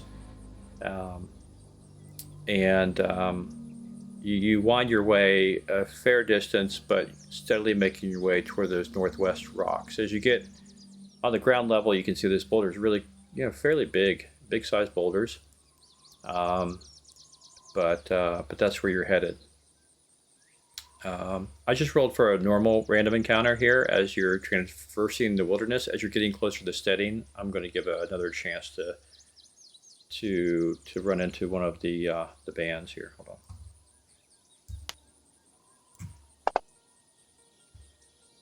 Nope. Still nothing. So you guys approach. Let's just say you're kind of undercover. The canopy of any trees or things are quickly dissipating. I would say you probably have a 30-yard stretch of open grassland to the crop of boulders where it's darkened. You guys let me know when you want to approach it. Let's just army man crawl over there. Try to stay down. Okay. You look around, you're quiet, you listen for noise, you don't hear any. Occasional wolf cry, but it's fairly far off. If you want to make a dash for it, you can, of course. Hallis is still No, invisible, so he's slow almost and golden. slow and steady to get there. This boulder, is it like a boulder to an entrance of a cave, or is it just stuff Well, stacked in amongst I- boulders? Yeah, I guess I'll describe it as you're approaching it. So, because it is dark and you're not conferring a light, it's fairly dark out. You can only see the remnants of the shade of the torches. Gives it a little light, and see the moonlight. I didn't figure that out. So let's see. A scale of 1 to 20. 1 being it's a new moon and it's completely dark. 20 being it's a full moon and pretty light. Let's see where we stand on that. It's a half moon, giving off some light. It's a little bit in the sky, not fully bright. So we'll say you deep shadows. But as you approach the boulders, they're stacked upon one another. But clearly, there's a darker hole. It seems underneath a set of boulders.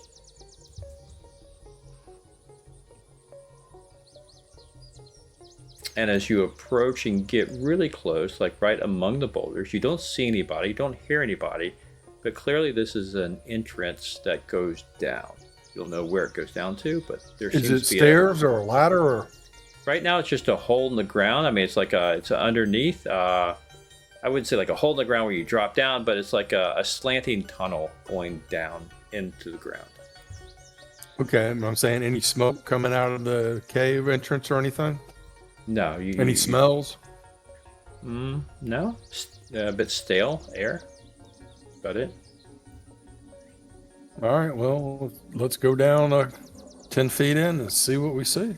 Okay, so you guys traverse down in. At some point, I would say with 10 feet becomes 15, becomes 20. Very low kind of level going down. Not a deep down in, but there is a deep down in. I would say over 20 feet, you've dropped 5 feet. Okay. Incline. Is there stuff stacked along the cave entrance, or is it just a clean cave like a It's a hospital? clean cave entrance. It's certainly an artificial tunnel that's made, but after 20 feet, your feet hit actual Pavement? stonework. It's no longer Okay. it's stonework, and you seem to be approaching an actual tunnel made of stone that has been here, not new.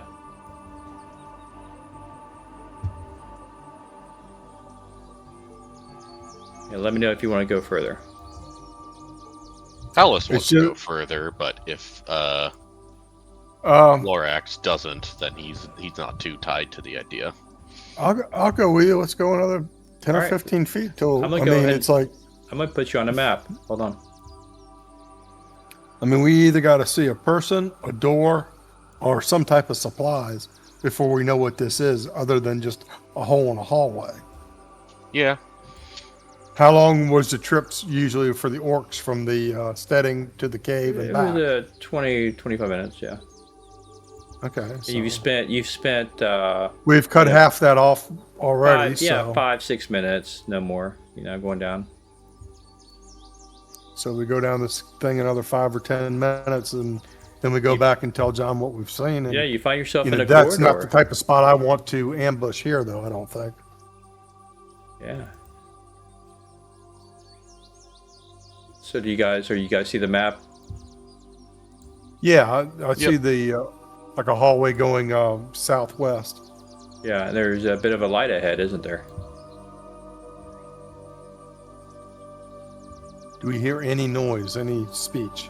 Not at the moment. You don't hear any noise. No, it all seems a bit quiet at the moment. Just slowly go up the hallway, looking for traps and listening for noise, and trying not to make be too visible. Why don't you go ahead and move, and I will make sure movement lock is on so you don't get too far ahead of yourself. Okay, let me. All right, I've turned on Is that good? permission to move. Okay, so go ahead and did. move again, and I just turned on the permission lock. So.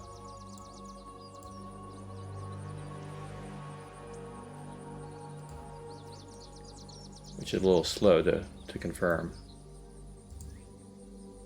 And just FYI, about a half hour into this excursion, Idri and Malverin are looking in her crystal ball and watching Lorax for, I don't know, 15 to 30 minutes. Anything more than that, she risks like damaging herself, so I'm not going to do that. I'm on Amazon Prime, so if you're looking for me. Yeah.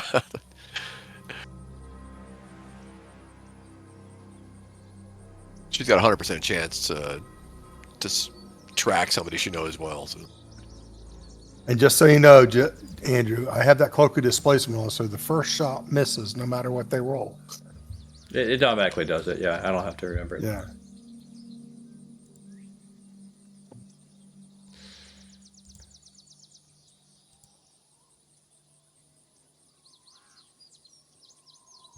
Okay, you guys are approaching a hallway with seems like torchlight. There's an intersection, it looks like, with a torch. Looks like a hallway goes to the west and one goes south. All right.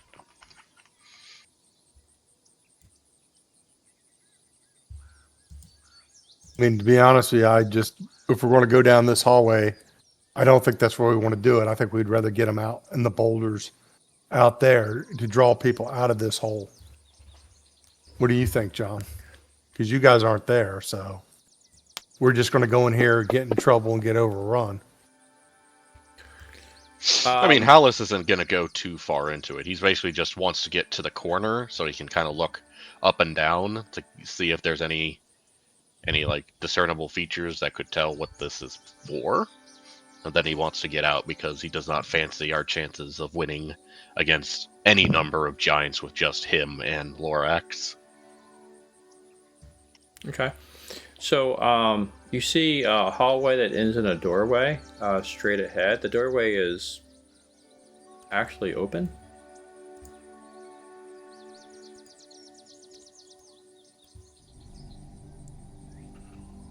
I mean, I think we're at the end of the map here, so Yeah. you got to show us more.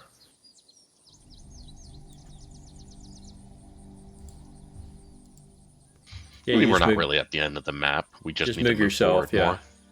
No, I'm just saying on my map, it's like the end of the map. Oh yeah, we can't progress any further. It's a wall. It's Yeah. an invisible wall. There's a corridor that goes west and a corridor that goes south. To the west, you might be able to see there is a door that is cracked open into a room.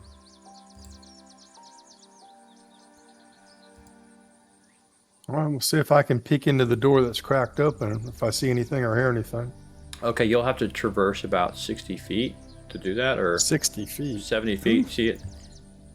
Do you see? See here? So I'm All moving. right. I'm moving you. See that door straight ahead? No, I don't see it on the map, so I must have to do something else here. See if I can zoom to fit. Okay. All right, I see a little bit. Yeah, I see the door to the west. Yeah, there's a door that's cracked open. It's not just more cracked open; it's halfway open. Okay. All right. You want to move? You don't hear anything. You don't see any movement. Do you want to move towards the door? Yeah. Okay. Go ahead and move however far you want. Move halfway there.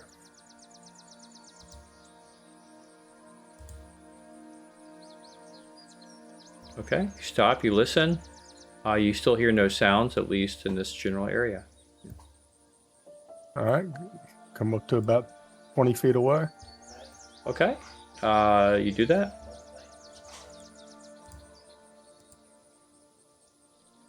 I thought I'd opened it. Sorry. So you can peer in, and you see what looks to be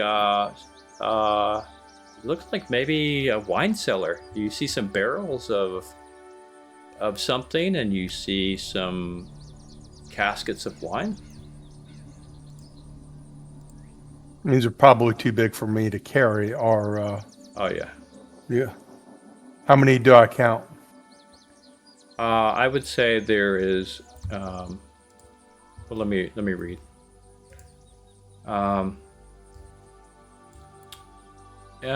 You see, as you approach the door, and again it is half open, you see several large casks, 11 big barrels, and some various kegs. There are several bottles, large bottles of wine that are bottled and stored along the walls.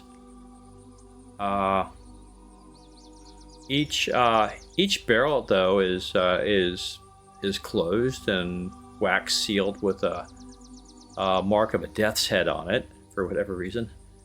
But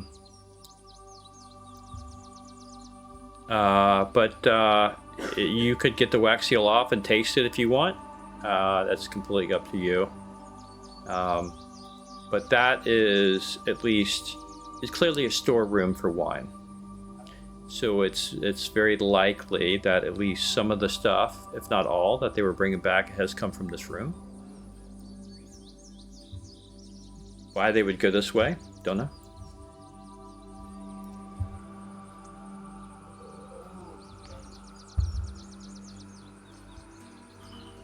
You want I to go guess into the room? it's either blocked off from the main structure, or the giants don't know it's here. Or like No, there's the the giants tunnel. know they're here. They're sending the orcs to get it. Is this something an orc could carry? One or two of these guys? Yeah, they couldn't carry the barrel. They're not bringing barrels in, clearly, but they are apparently grabbing some of the bottles. There are some empty barrels over to the side, so perhaps when they are filling from the barrel some empty bottles, but there are also some very much closed bottles along the wall that they are probably getting and bringing inside.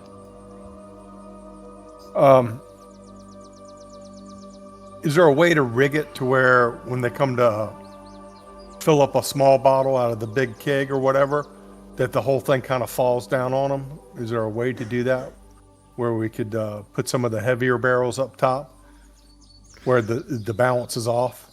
Yeah, no, I understand what you're looking for. I don't know if that's a snare or a tripwire where it pulls out a leg or something like that. It's not very well lit, this room, I assume. No, it's got a waning torch in it, probably from earlier in the day. They would probably in the morning relight the torches. I think if I could rig the room to where it fell on whoever's filling up the thing, just where it, creates a little chaos. We don't have to be here. It may happen tomorrow. It may happen 2 hours from now, but it'll keep them busy. What do you think, John? Small acts of sabotage? Yeah, I think it's creative. Why not? if you can do it right, I definitely understand the intent and what you're trying to do. Right, the things are stacked up, but like the top case, if you pull it a little bit forward, and then you rig it to where some of the strength at the bottom gets pulled out because somebody trips over a wire and just pulls the top barrel over, well, the barrel hits them on the head. That's all you're trying to do, something like that. Yeah.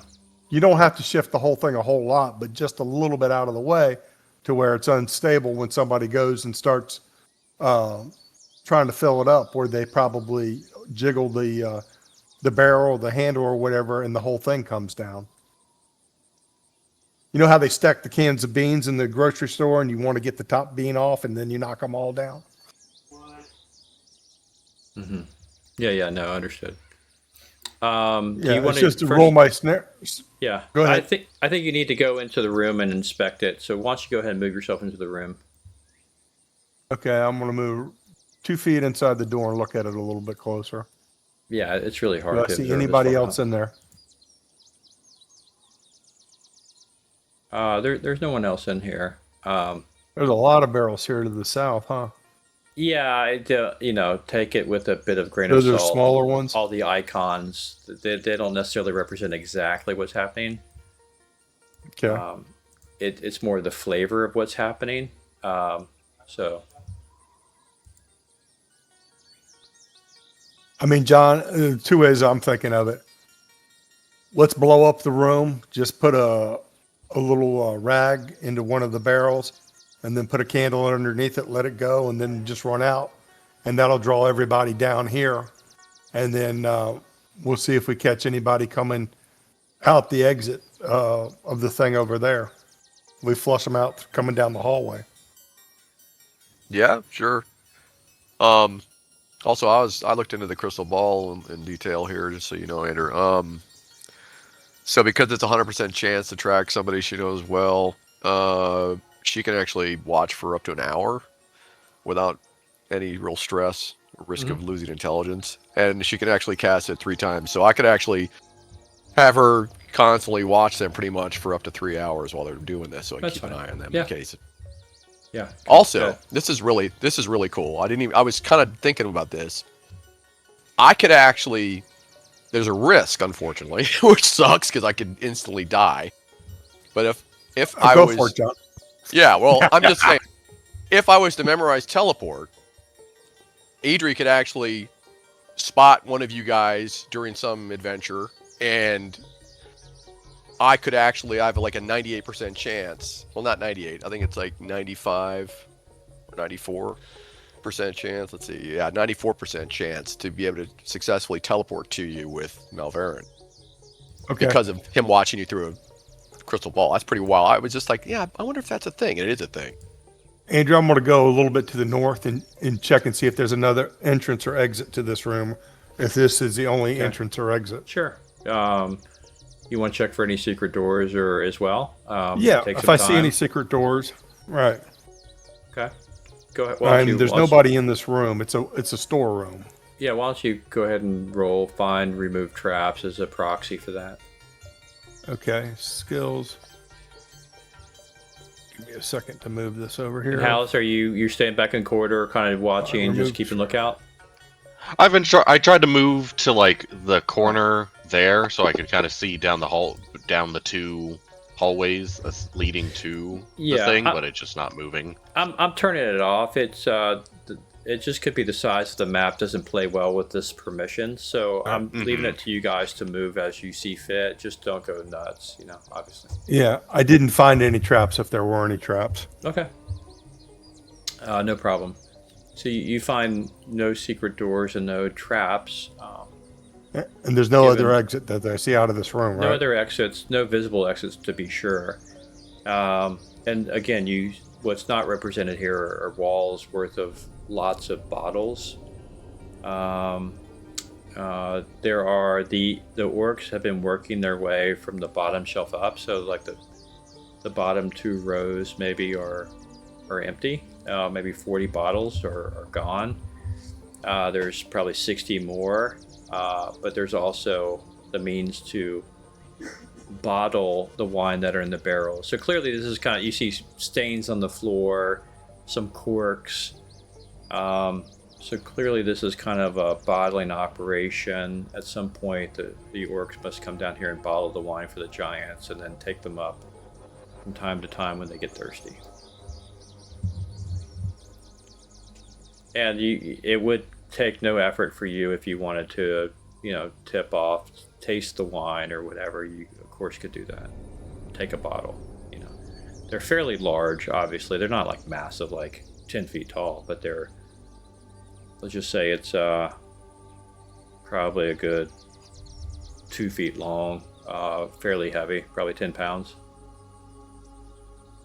All right. I don't know how to say this, but not a fuse per se, but like a segment of rope or string. Just have that hanging down and light it from the bottom, let it burn up, and let's just blow this room up. It'll draw everybody down here, and eventually, the way we came in, if we go back that way, we'll just stage our ambush there at the top as they start coming out of the thing, because they'll start coming out over there, I would think. Don't you think, John? Probably. We could make it easy. We could leave a trail of 3 or 4 bottles or 5 or 6 bottles so they can find their way out, of the smaller ones. But let's blow up the big thing in the room down here, and people will come from the south, check out this room over here to the west, and then they'll head out to the northeast through the exit that we came in. And then if you guys are there, we'll have the whole party meet up there. And when they start coming out, you know, they'll have smoke coming out of the thing, I would think. I don't know how much stuff's in here. Leave a flask of oil if somebody's got it to make sure it really goes, so. Are we sure? Are we sure it will even catch fire? It's a storeroom with alcohol, right? Yeah, but that doesn't mean its alcohol content is high enough. It looks like it's still a room of wine. But the barrels are. Anything they're stored in, the barrels. The barrels are wooden. We can leave a flask of. Do you have a flask of oil? I don't think so. No. I mean, we can just light a candle and put it underneath one of the barrels and just leave it. Eventually, it will catch, right? If you put some rags soaked with the alcohol. If anything, what would happen is it would catch fire. Eventually, the booze would come through and put out the candle if the booze isn't flammable. That's right. Look, beer content, at least in the U.S., let's just talk U.S. beer content for reality purposes. So you got like 4% alcohol, right? 5% for beer, wine, 8% maybe, whatever it is. So it's not hard liquor, is what you're saying? Yeah, no, this is wine. This is a wine storeroom. This is a wine cellar. I mean, Dick, you can light other stuff on fire. If the barrels catch on fire, it releases the liquid. It will extinguish any fires. So I just want to point out what Hallis is trying to say is that you have a room full of liquid that is not flammable, so any fires could be extinguished. I mean, if anything, you would leave a slight mess for them, which would be annoying. Now you could try to rig it to where the barrels fall, like you know, from right to left. Yeah. They could fall and trap somebody, but again, these are orcs getting them, and you're not sure that they're contributing to the malice of this place. But it's up to you, of course. Up to you, John. What do you want me to do? I mean, there's other ways. You don't have to deal with the barrels at all. You could just light other stuff on fire that's above the barrels. Anything that's towards the ceiling so that it could start a big fire without even touching the barrels and just cause a bunch of smoke and mayhem. If your point is to just draw attention to the room, there's other ways to do it. You don't have to even deal with the barrel. All right, hold on. There's got to be other stuff in there. I'm going to go back to my languages here. All right, I speak Goblin, not Orc. You want me to just leave a note for the Orcs? Tell them to sneak away, one of them with holding a white handkerchief, and tell them to meet us some spot. Hey, see if we can talk to them. We'll get one of them to lure out. If you write in Goblin, I'd give it a chance for them to be able to read that. Tell me what you want to say.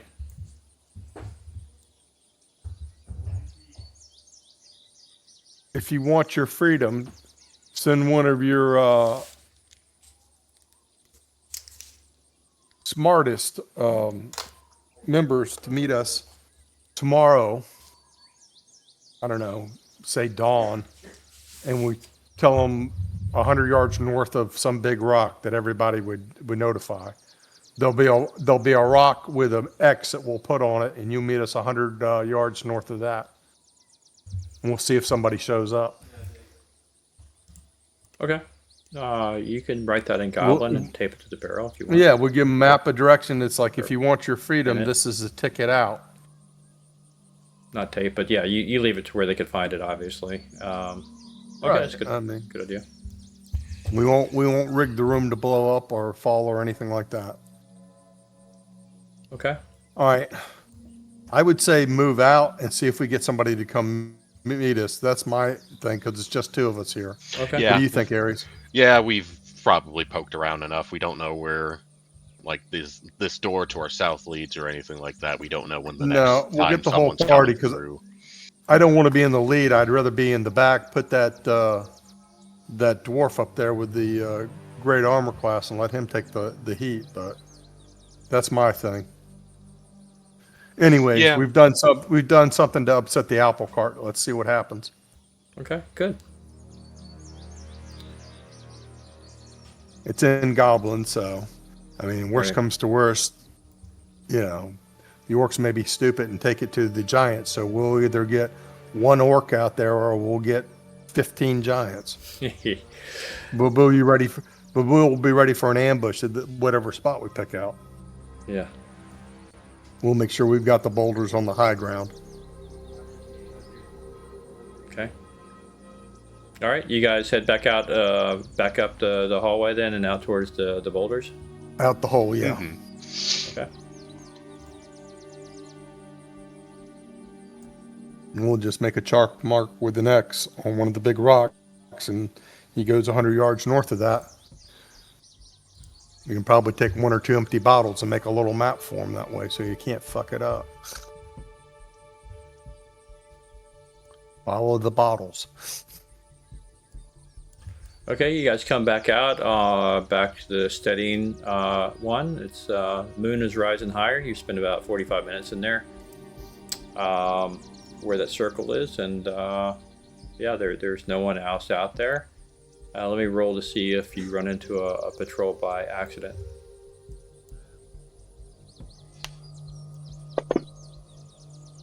Nope. Your luck has been unimaginably good.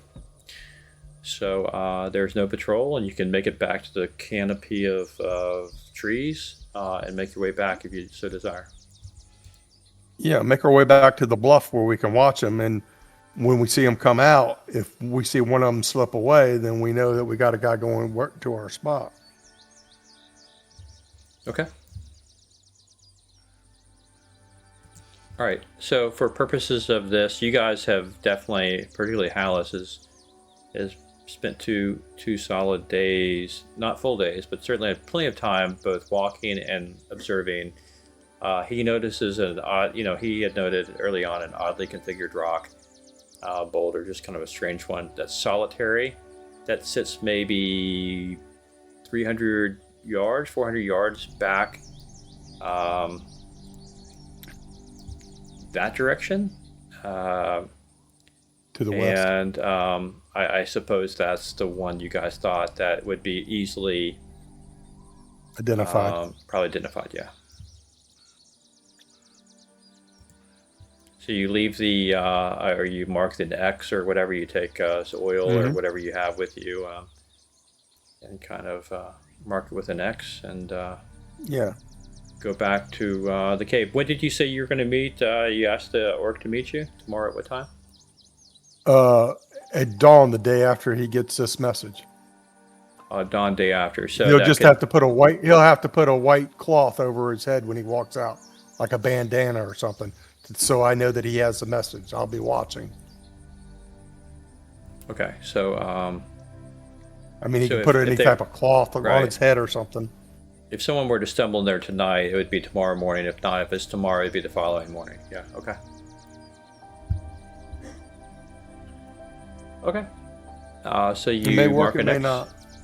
and head back to the cave. Let me see if you run into anything. You do not. You make it back to base camp and have a story to tell, and oddly, they already know the story. You wonder how they know that. A mage.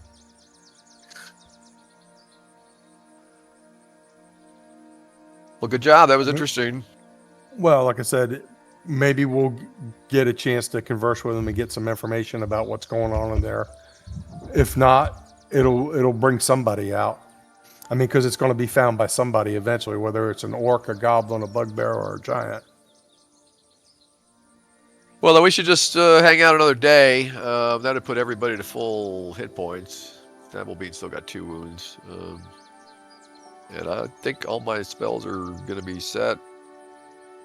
They've got to be relaxing a little bit after 3 or 4 days of nothing going on, because I don't think those guys, you can drive them like that, the giants. And Idri remarks that she can fully speak Orc. That's a language she knows.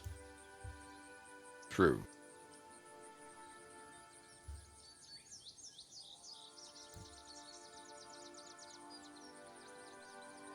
And one of you Okay. probably speaks Goblin. Does Lorax speak Goblin? I speak Goblin and Giant. But Andrew didn't say what type of giant it was. Well, it kind of is like giantish, but you can have an emphasis in a certain type. So let's just call it common giant. Yeah, I'm not sure how that works. Right? Are the dialects so different between the giant clans? Maybe they are. Regional differences. I'm not sure. It's implied that they are. Yeah, like that's why my emphasis is in cloud giant.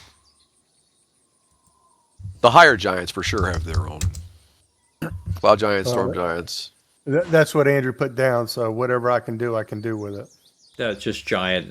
Fancy Grounds does not make a distinction between the types. Races. Yeah. So let's just say there's a common language amongst giants, which is a base rudimentary language that all giants have, and as John says, the cloud and the storm giants have a much higher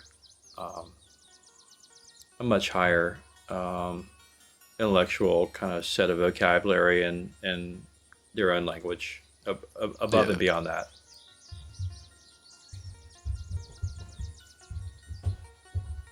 The hill giants can only operate on the rudimentary language, and I guess every scaling up past that, frost to fire to cloud to storm, have next level, capability. Just that's how we'll roll in our world here. Okay, so you guys set your watch order. You put your alarm spell off. You prep your spells. One more night in the cave. Argyle will continue to create food and drink, and prep his spells accordingly. Somebody heal Thabelmean. I'm starting to think the Australian is ditching us or something. 2 sessions in a row. It's kind of weird. Yeah, he said he put his alarm on. Not really sure. Probably in line for gas. Could be. Man, gas today. Oh my gosh, the price on gas. Okay. 4:30. Yeah. Oh my lord. It's 4:30 there. Oh my god. Yeah, I thought mine was bad at $4 here. Yeah. Yeah, mine was like $3.85 with a discount of like 8 cents or something like that at 7-Eleven. It's like $4.14 at the one down the road from me.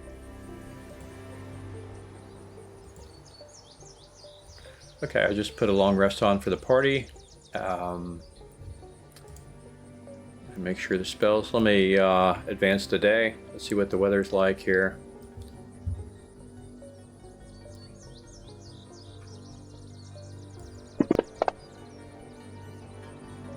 All right. The nice weather continues. The leaves rustle, banners stir. Gentle breeze. Long range is a little bit harder to hit, but beyond that, no problem.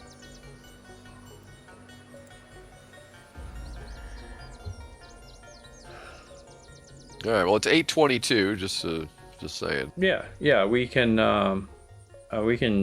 can resolve this up till 9 o'clock, or we can stop early. It's a good inflection point. Whatever you guys want to do. If we're talking, we just keep talking for 30 minutes. If one of the orcs got the message. Yeah. Let's see what happens with that shenanigans. Okay. I mean, we can hang out as long as we need to. No problem. So, who all's going to the rendezvous point? Clearly, Idri, because she's the only one that speaks orc. Who else is going? Hallis. Okay, Hallis to lead the I'm way. going. And Lorax. Yeah. Anyone else going to talk to the orc? Malverin should definitely go. Maybe we just leave the Australian's characters behind in the cave. Okay, so no muscle per se, aside from Hallis, but no problem. I mean, Hallis is more than capable, and he's in his element in the woods. Okay. Dabblebean, though, is playing his character, get into character. I'm not sure he's going to allow himself to be left behind. If there's a possibility for giants, and actually that could be a liability, actually. If he sees a giant patrolling, I have to give him a 50% chance he's going to run after him, unless you guys can talk him down. So I would say all the more reason. he should stay back. Yeah. So you convince him to stay back, because if he sees a giant, he's going to have a 50% chance. He hates them with such a passion. There's a 50% chance he's just You just going have to tell him how critical it is to run hold after. on to the cave. We've got to have that cave because if somebody comes in there, we can't let them get out. He's got to kill whoever comes in that cave that's not one of us. That's an important job. Is he a good camp cook? Does he cook or something else to distract him? I don't know what his skills Yeah, he's are. not very smart. He's got 9 intelligence and 7 wisdom. So Oh, well, Idri could charm him and basically just. the wisdom he prevails. He's not that bright, so he accepts the fact that the cave is super important. If there are giants coming this way, I want to be here for it, right? And, cook us some gnome eggs and bacon or something when we get back. You just tell him there's going to be a higher chance of giants coming here than where you're going, and he's happy. Yeah, somebody's got to watch the 1,000 gold that Dick buried in the wood. Right. Yeah. Okay. All right. So you leave these guys behind, and the 4 of you troop over. Let's see if you run into anything here. You do not. And you'll see my rolls are legit. I mean, if you watch the playback here, you'll see every single roll in this D6 has been legit. Just as an FYI, when I roll a 1 on a die 6, you'll have an encounter. I have yet to roll a 1. So, you get there early. I guess you leave before dawn. You told them to come at dawn. Mm-hmm. You want to get in position early. So it's still evening when you guys are wandering through. You encounter nothing. Again, it's early morning. Gentle breeze out. Looks like it's going to be a nice day. And you come in the vicinity where this single boulder is that has been made with an X on it. There is a canopy of trees here and thereabouts. There are some boulders, within 100 yards of it that you could get on top of if you want. You just tell me, without knowing theater of the mind, do the best you can to describe where you're going to position yourself around. Hallis is going to essentially put a little bit of distance between him and the party, at least 90 feet, just so he can get the bonus to surprise if it needs to come up, and he's basically just going to try and remain hidden, just to see how this goes. Okay, let me. I'll go ahead and I forgot I have a generic map that I'll just use.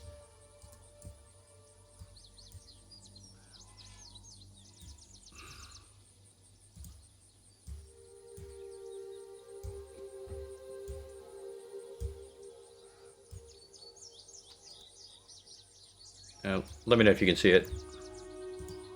Yep. Here's a boulder, not to scale. This is not like Mount Olympus here. This is... Oh. All right. Here's a boulder. That's it. Right, trees here. I'll be to the north here if there's a boulder up here. Something like that. Yeah, I'll go with T for trees, B for boulder. You guys can tell me. Okay.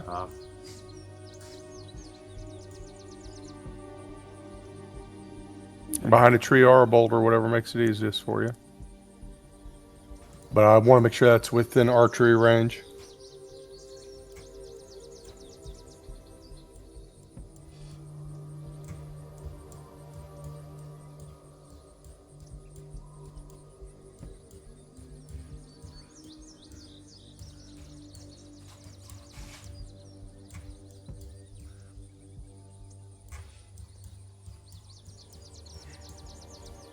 Too many GMs forget the effectiveness of just the equivalent of an MS Paint map. Yeah, right. Yeah. So the TT with a big circle, all those are trees back there. There's spotty trees where the really bad T's are drawn. There's some boulders. The 3 Bs are boulders. The 2 Bs are boulders. The circle is the single weird shaped boulder. Okay. And so then, is this more? We're expecting them to come in from the east or the south? That way. From the east. Okay. Yep. So you guys position yourselves. Let me get out drawing mode so I can approve the movement.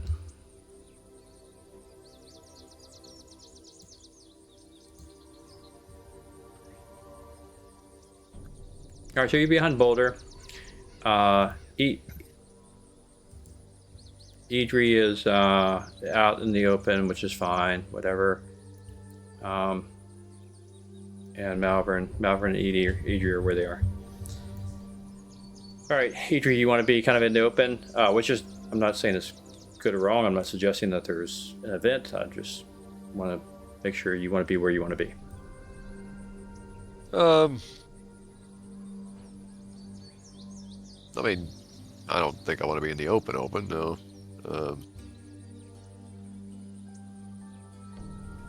Just get behind a tree and watch and see who shows Yeah, up. just move yourself where you want to be.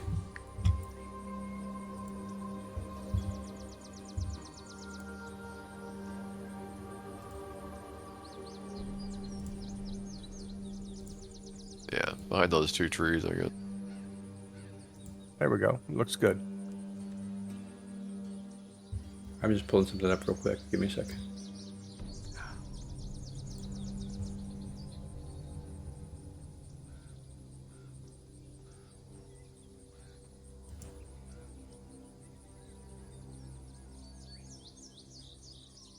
Did our letter in a bottle work?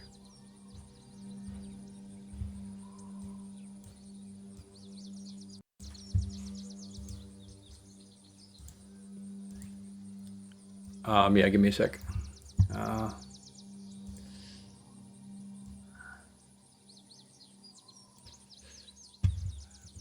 Okay. Yeah, sun crest up. The light is coming over the tops of the trees. Clearly, the morning has broken, and you hear a not very shuffled camouflage sound of some feet jogging, running towards you, and breaking from the trees to the east. Here.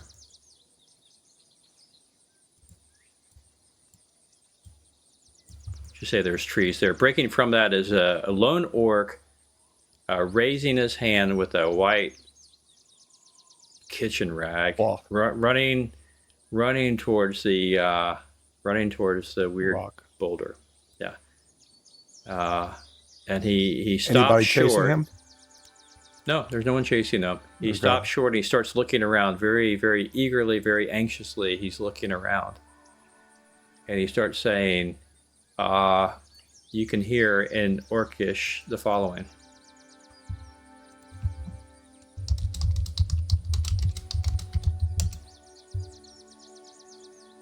Oh, sorry, that's in Giant. That's not in Giant, so you didn't understand it, Lorax. I was gonna say, Idri is like, what? We got a well-educated orc here. The Juilliard School. Yeah. Right, Idri in Orcish just says, "Good, be calm. You're safe." And she steps out from behind the tree.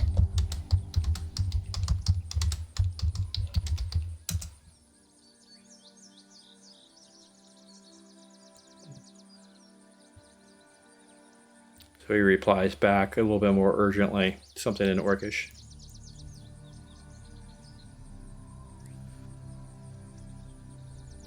If giants come here, we'll deal with them, and you'll be able to run. But we're trying to negotiate a mutual understanding here. We're under the assumption that you're not Being helping the treated giants out of voluntarily. the goodness of your heart.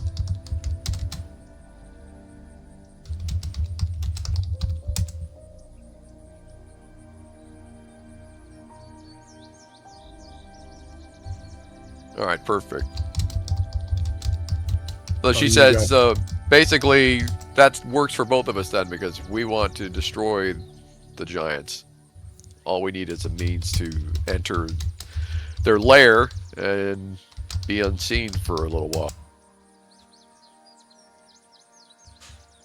Can you give us a map of the lair and where any type of schedule that they keep, if any? Yeah, Idri relays that, and also she says something to the effect that basically we'll take care of the giants, and once we engage the giants, you and the orcs are free to leave. Free to go.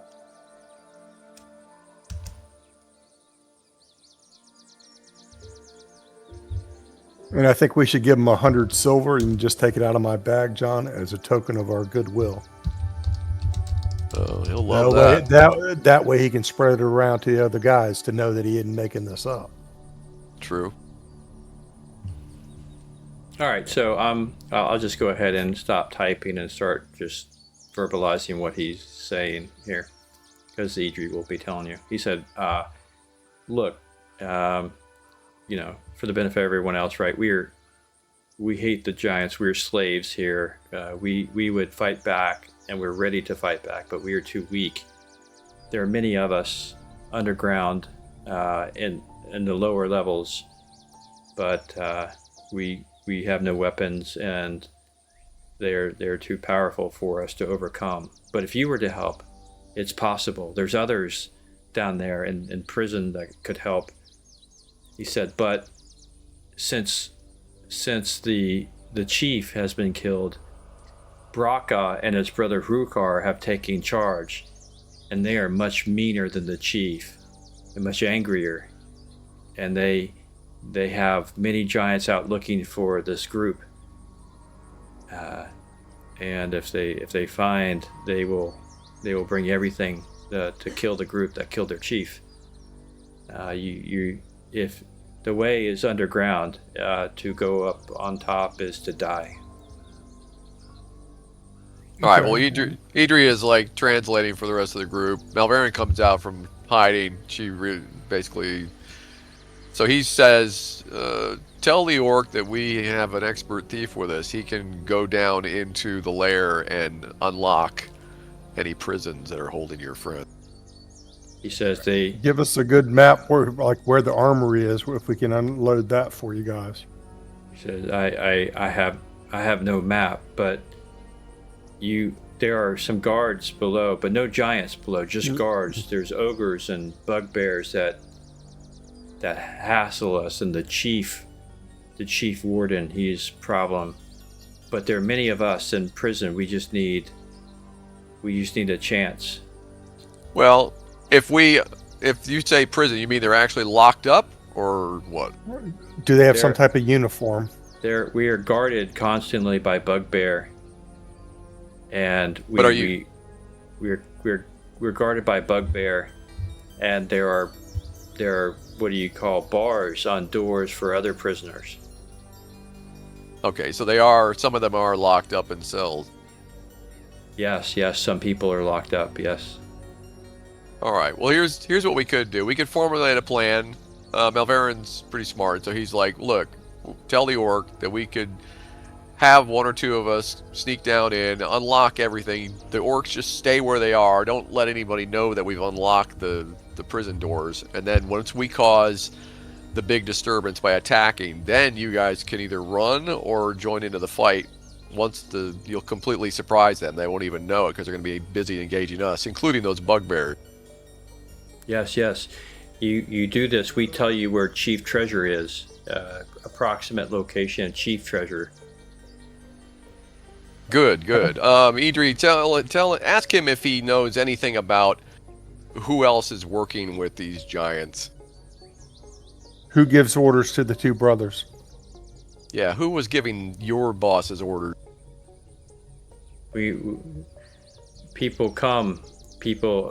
Other giants, stone giants, come and visit, are here now.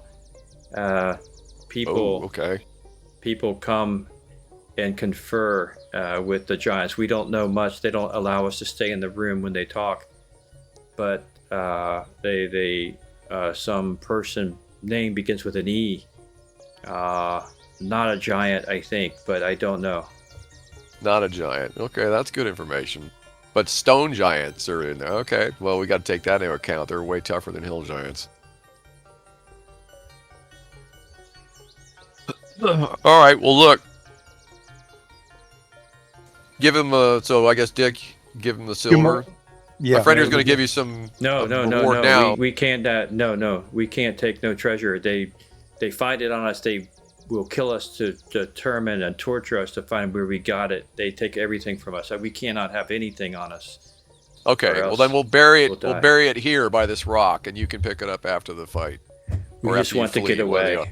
We want to get away as far as possible. You leave here, maybe we Do you come not this need way. to take at least a single coin to be able to show your friends that you're not making this up? No, we had to deceive Bugbear for me to come. I must get back before the truth is discovered.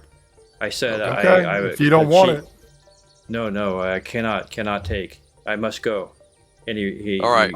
we look forward to your salvation underneath in the lower levels. And he runs back. I spread Okay. the word. quietly. He All right, runs let him away. go. Okay. Well, I mean, the good news is because Idri has seen him, she has a small chance of being able to find him on the crystal ball. That might help get you to the prison cells at some point. Anyway, that's part of the plan, I guess. I mean, it's better than nothing. Yeah, good job. Good job sensing that the orc was ready to be Sincere? talked to. Yeah. All right, so you guys going back to camp, or are you forging ahead to the boulders? We need to go back to camp to get the other two members. I think we should probably just kind of like cut it here, pretty much. Yeah. In my opinion. Okay. Yep, good inflection point. Yep. Let me make sure that there's nothing hitting you on the way back. So, Sure. This is when 3 stone Yeah, right. giants show just up. right when we're ready to Exactly. wrap up, there's 3 stone giants, 2 direwolves, and 5 ogres on patrol. No, actually, once again, you were spared in an encounter. So, yeah, good. All right. Well, we'll see what happens with the whole Zax next week. Mm-hmm. Yep. I mean, if Zax, we'll see what's up. If Zax is on a hiatus, we'll, if anybody knows anybody as a friend, bring him on.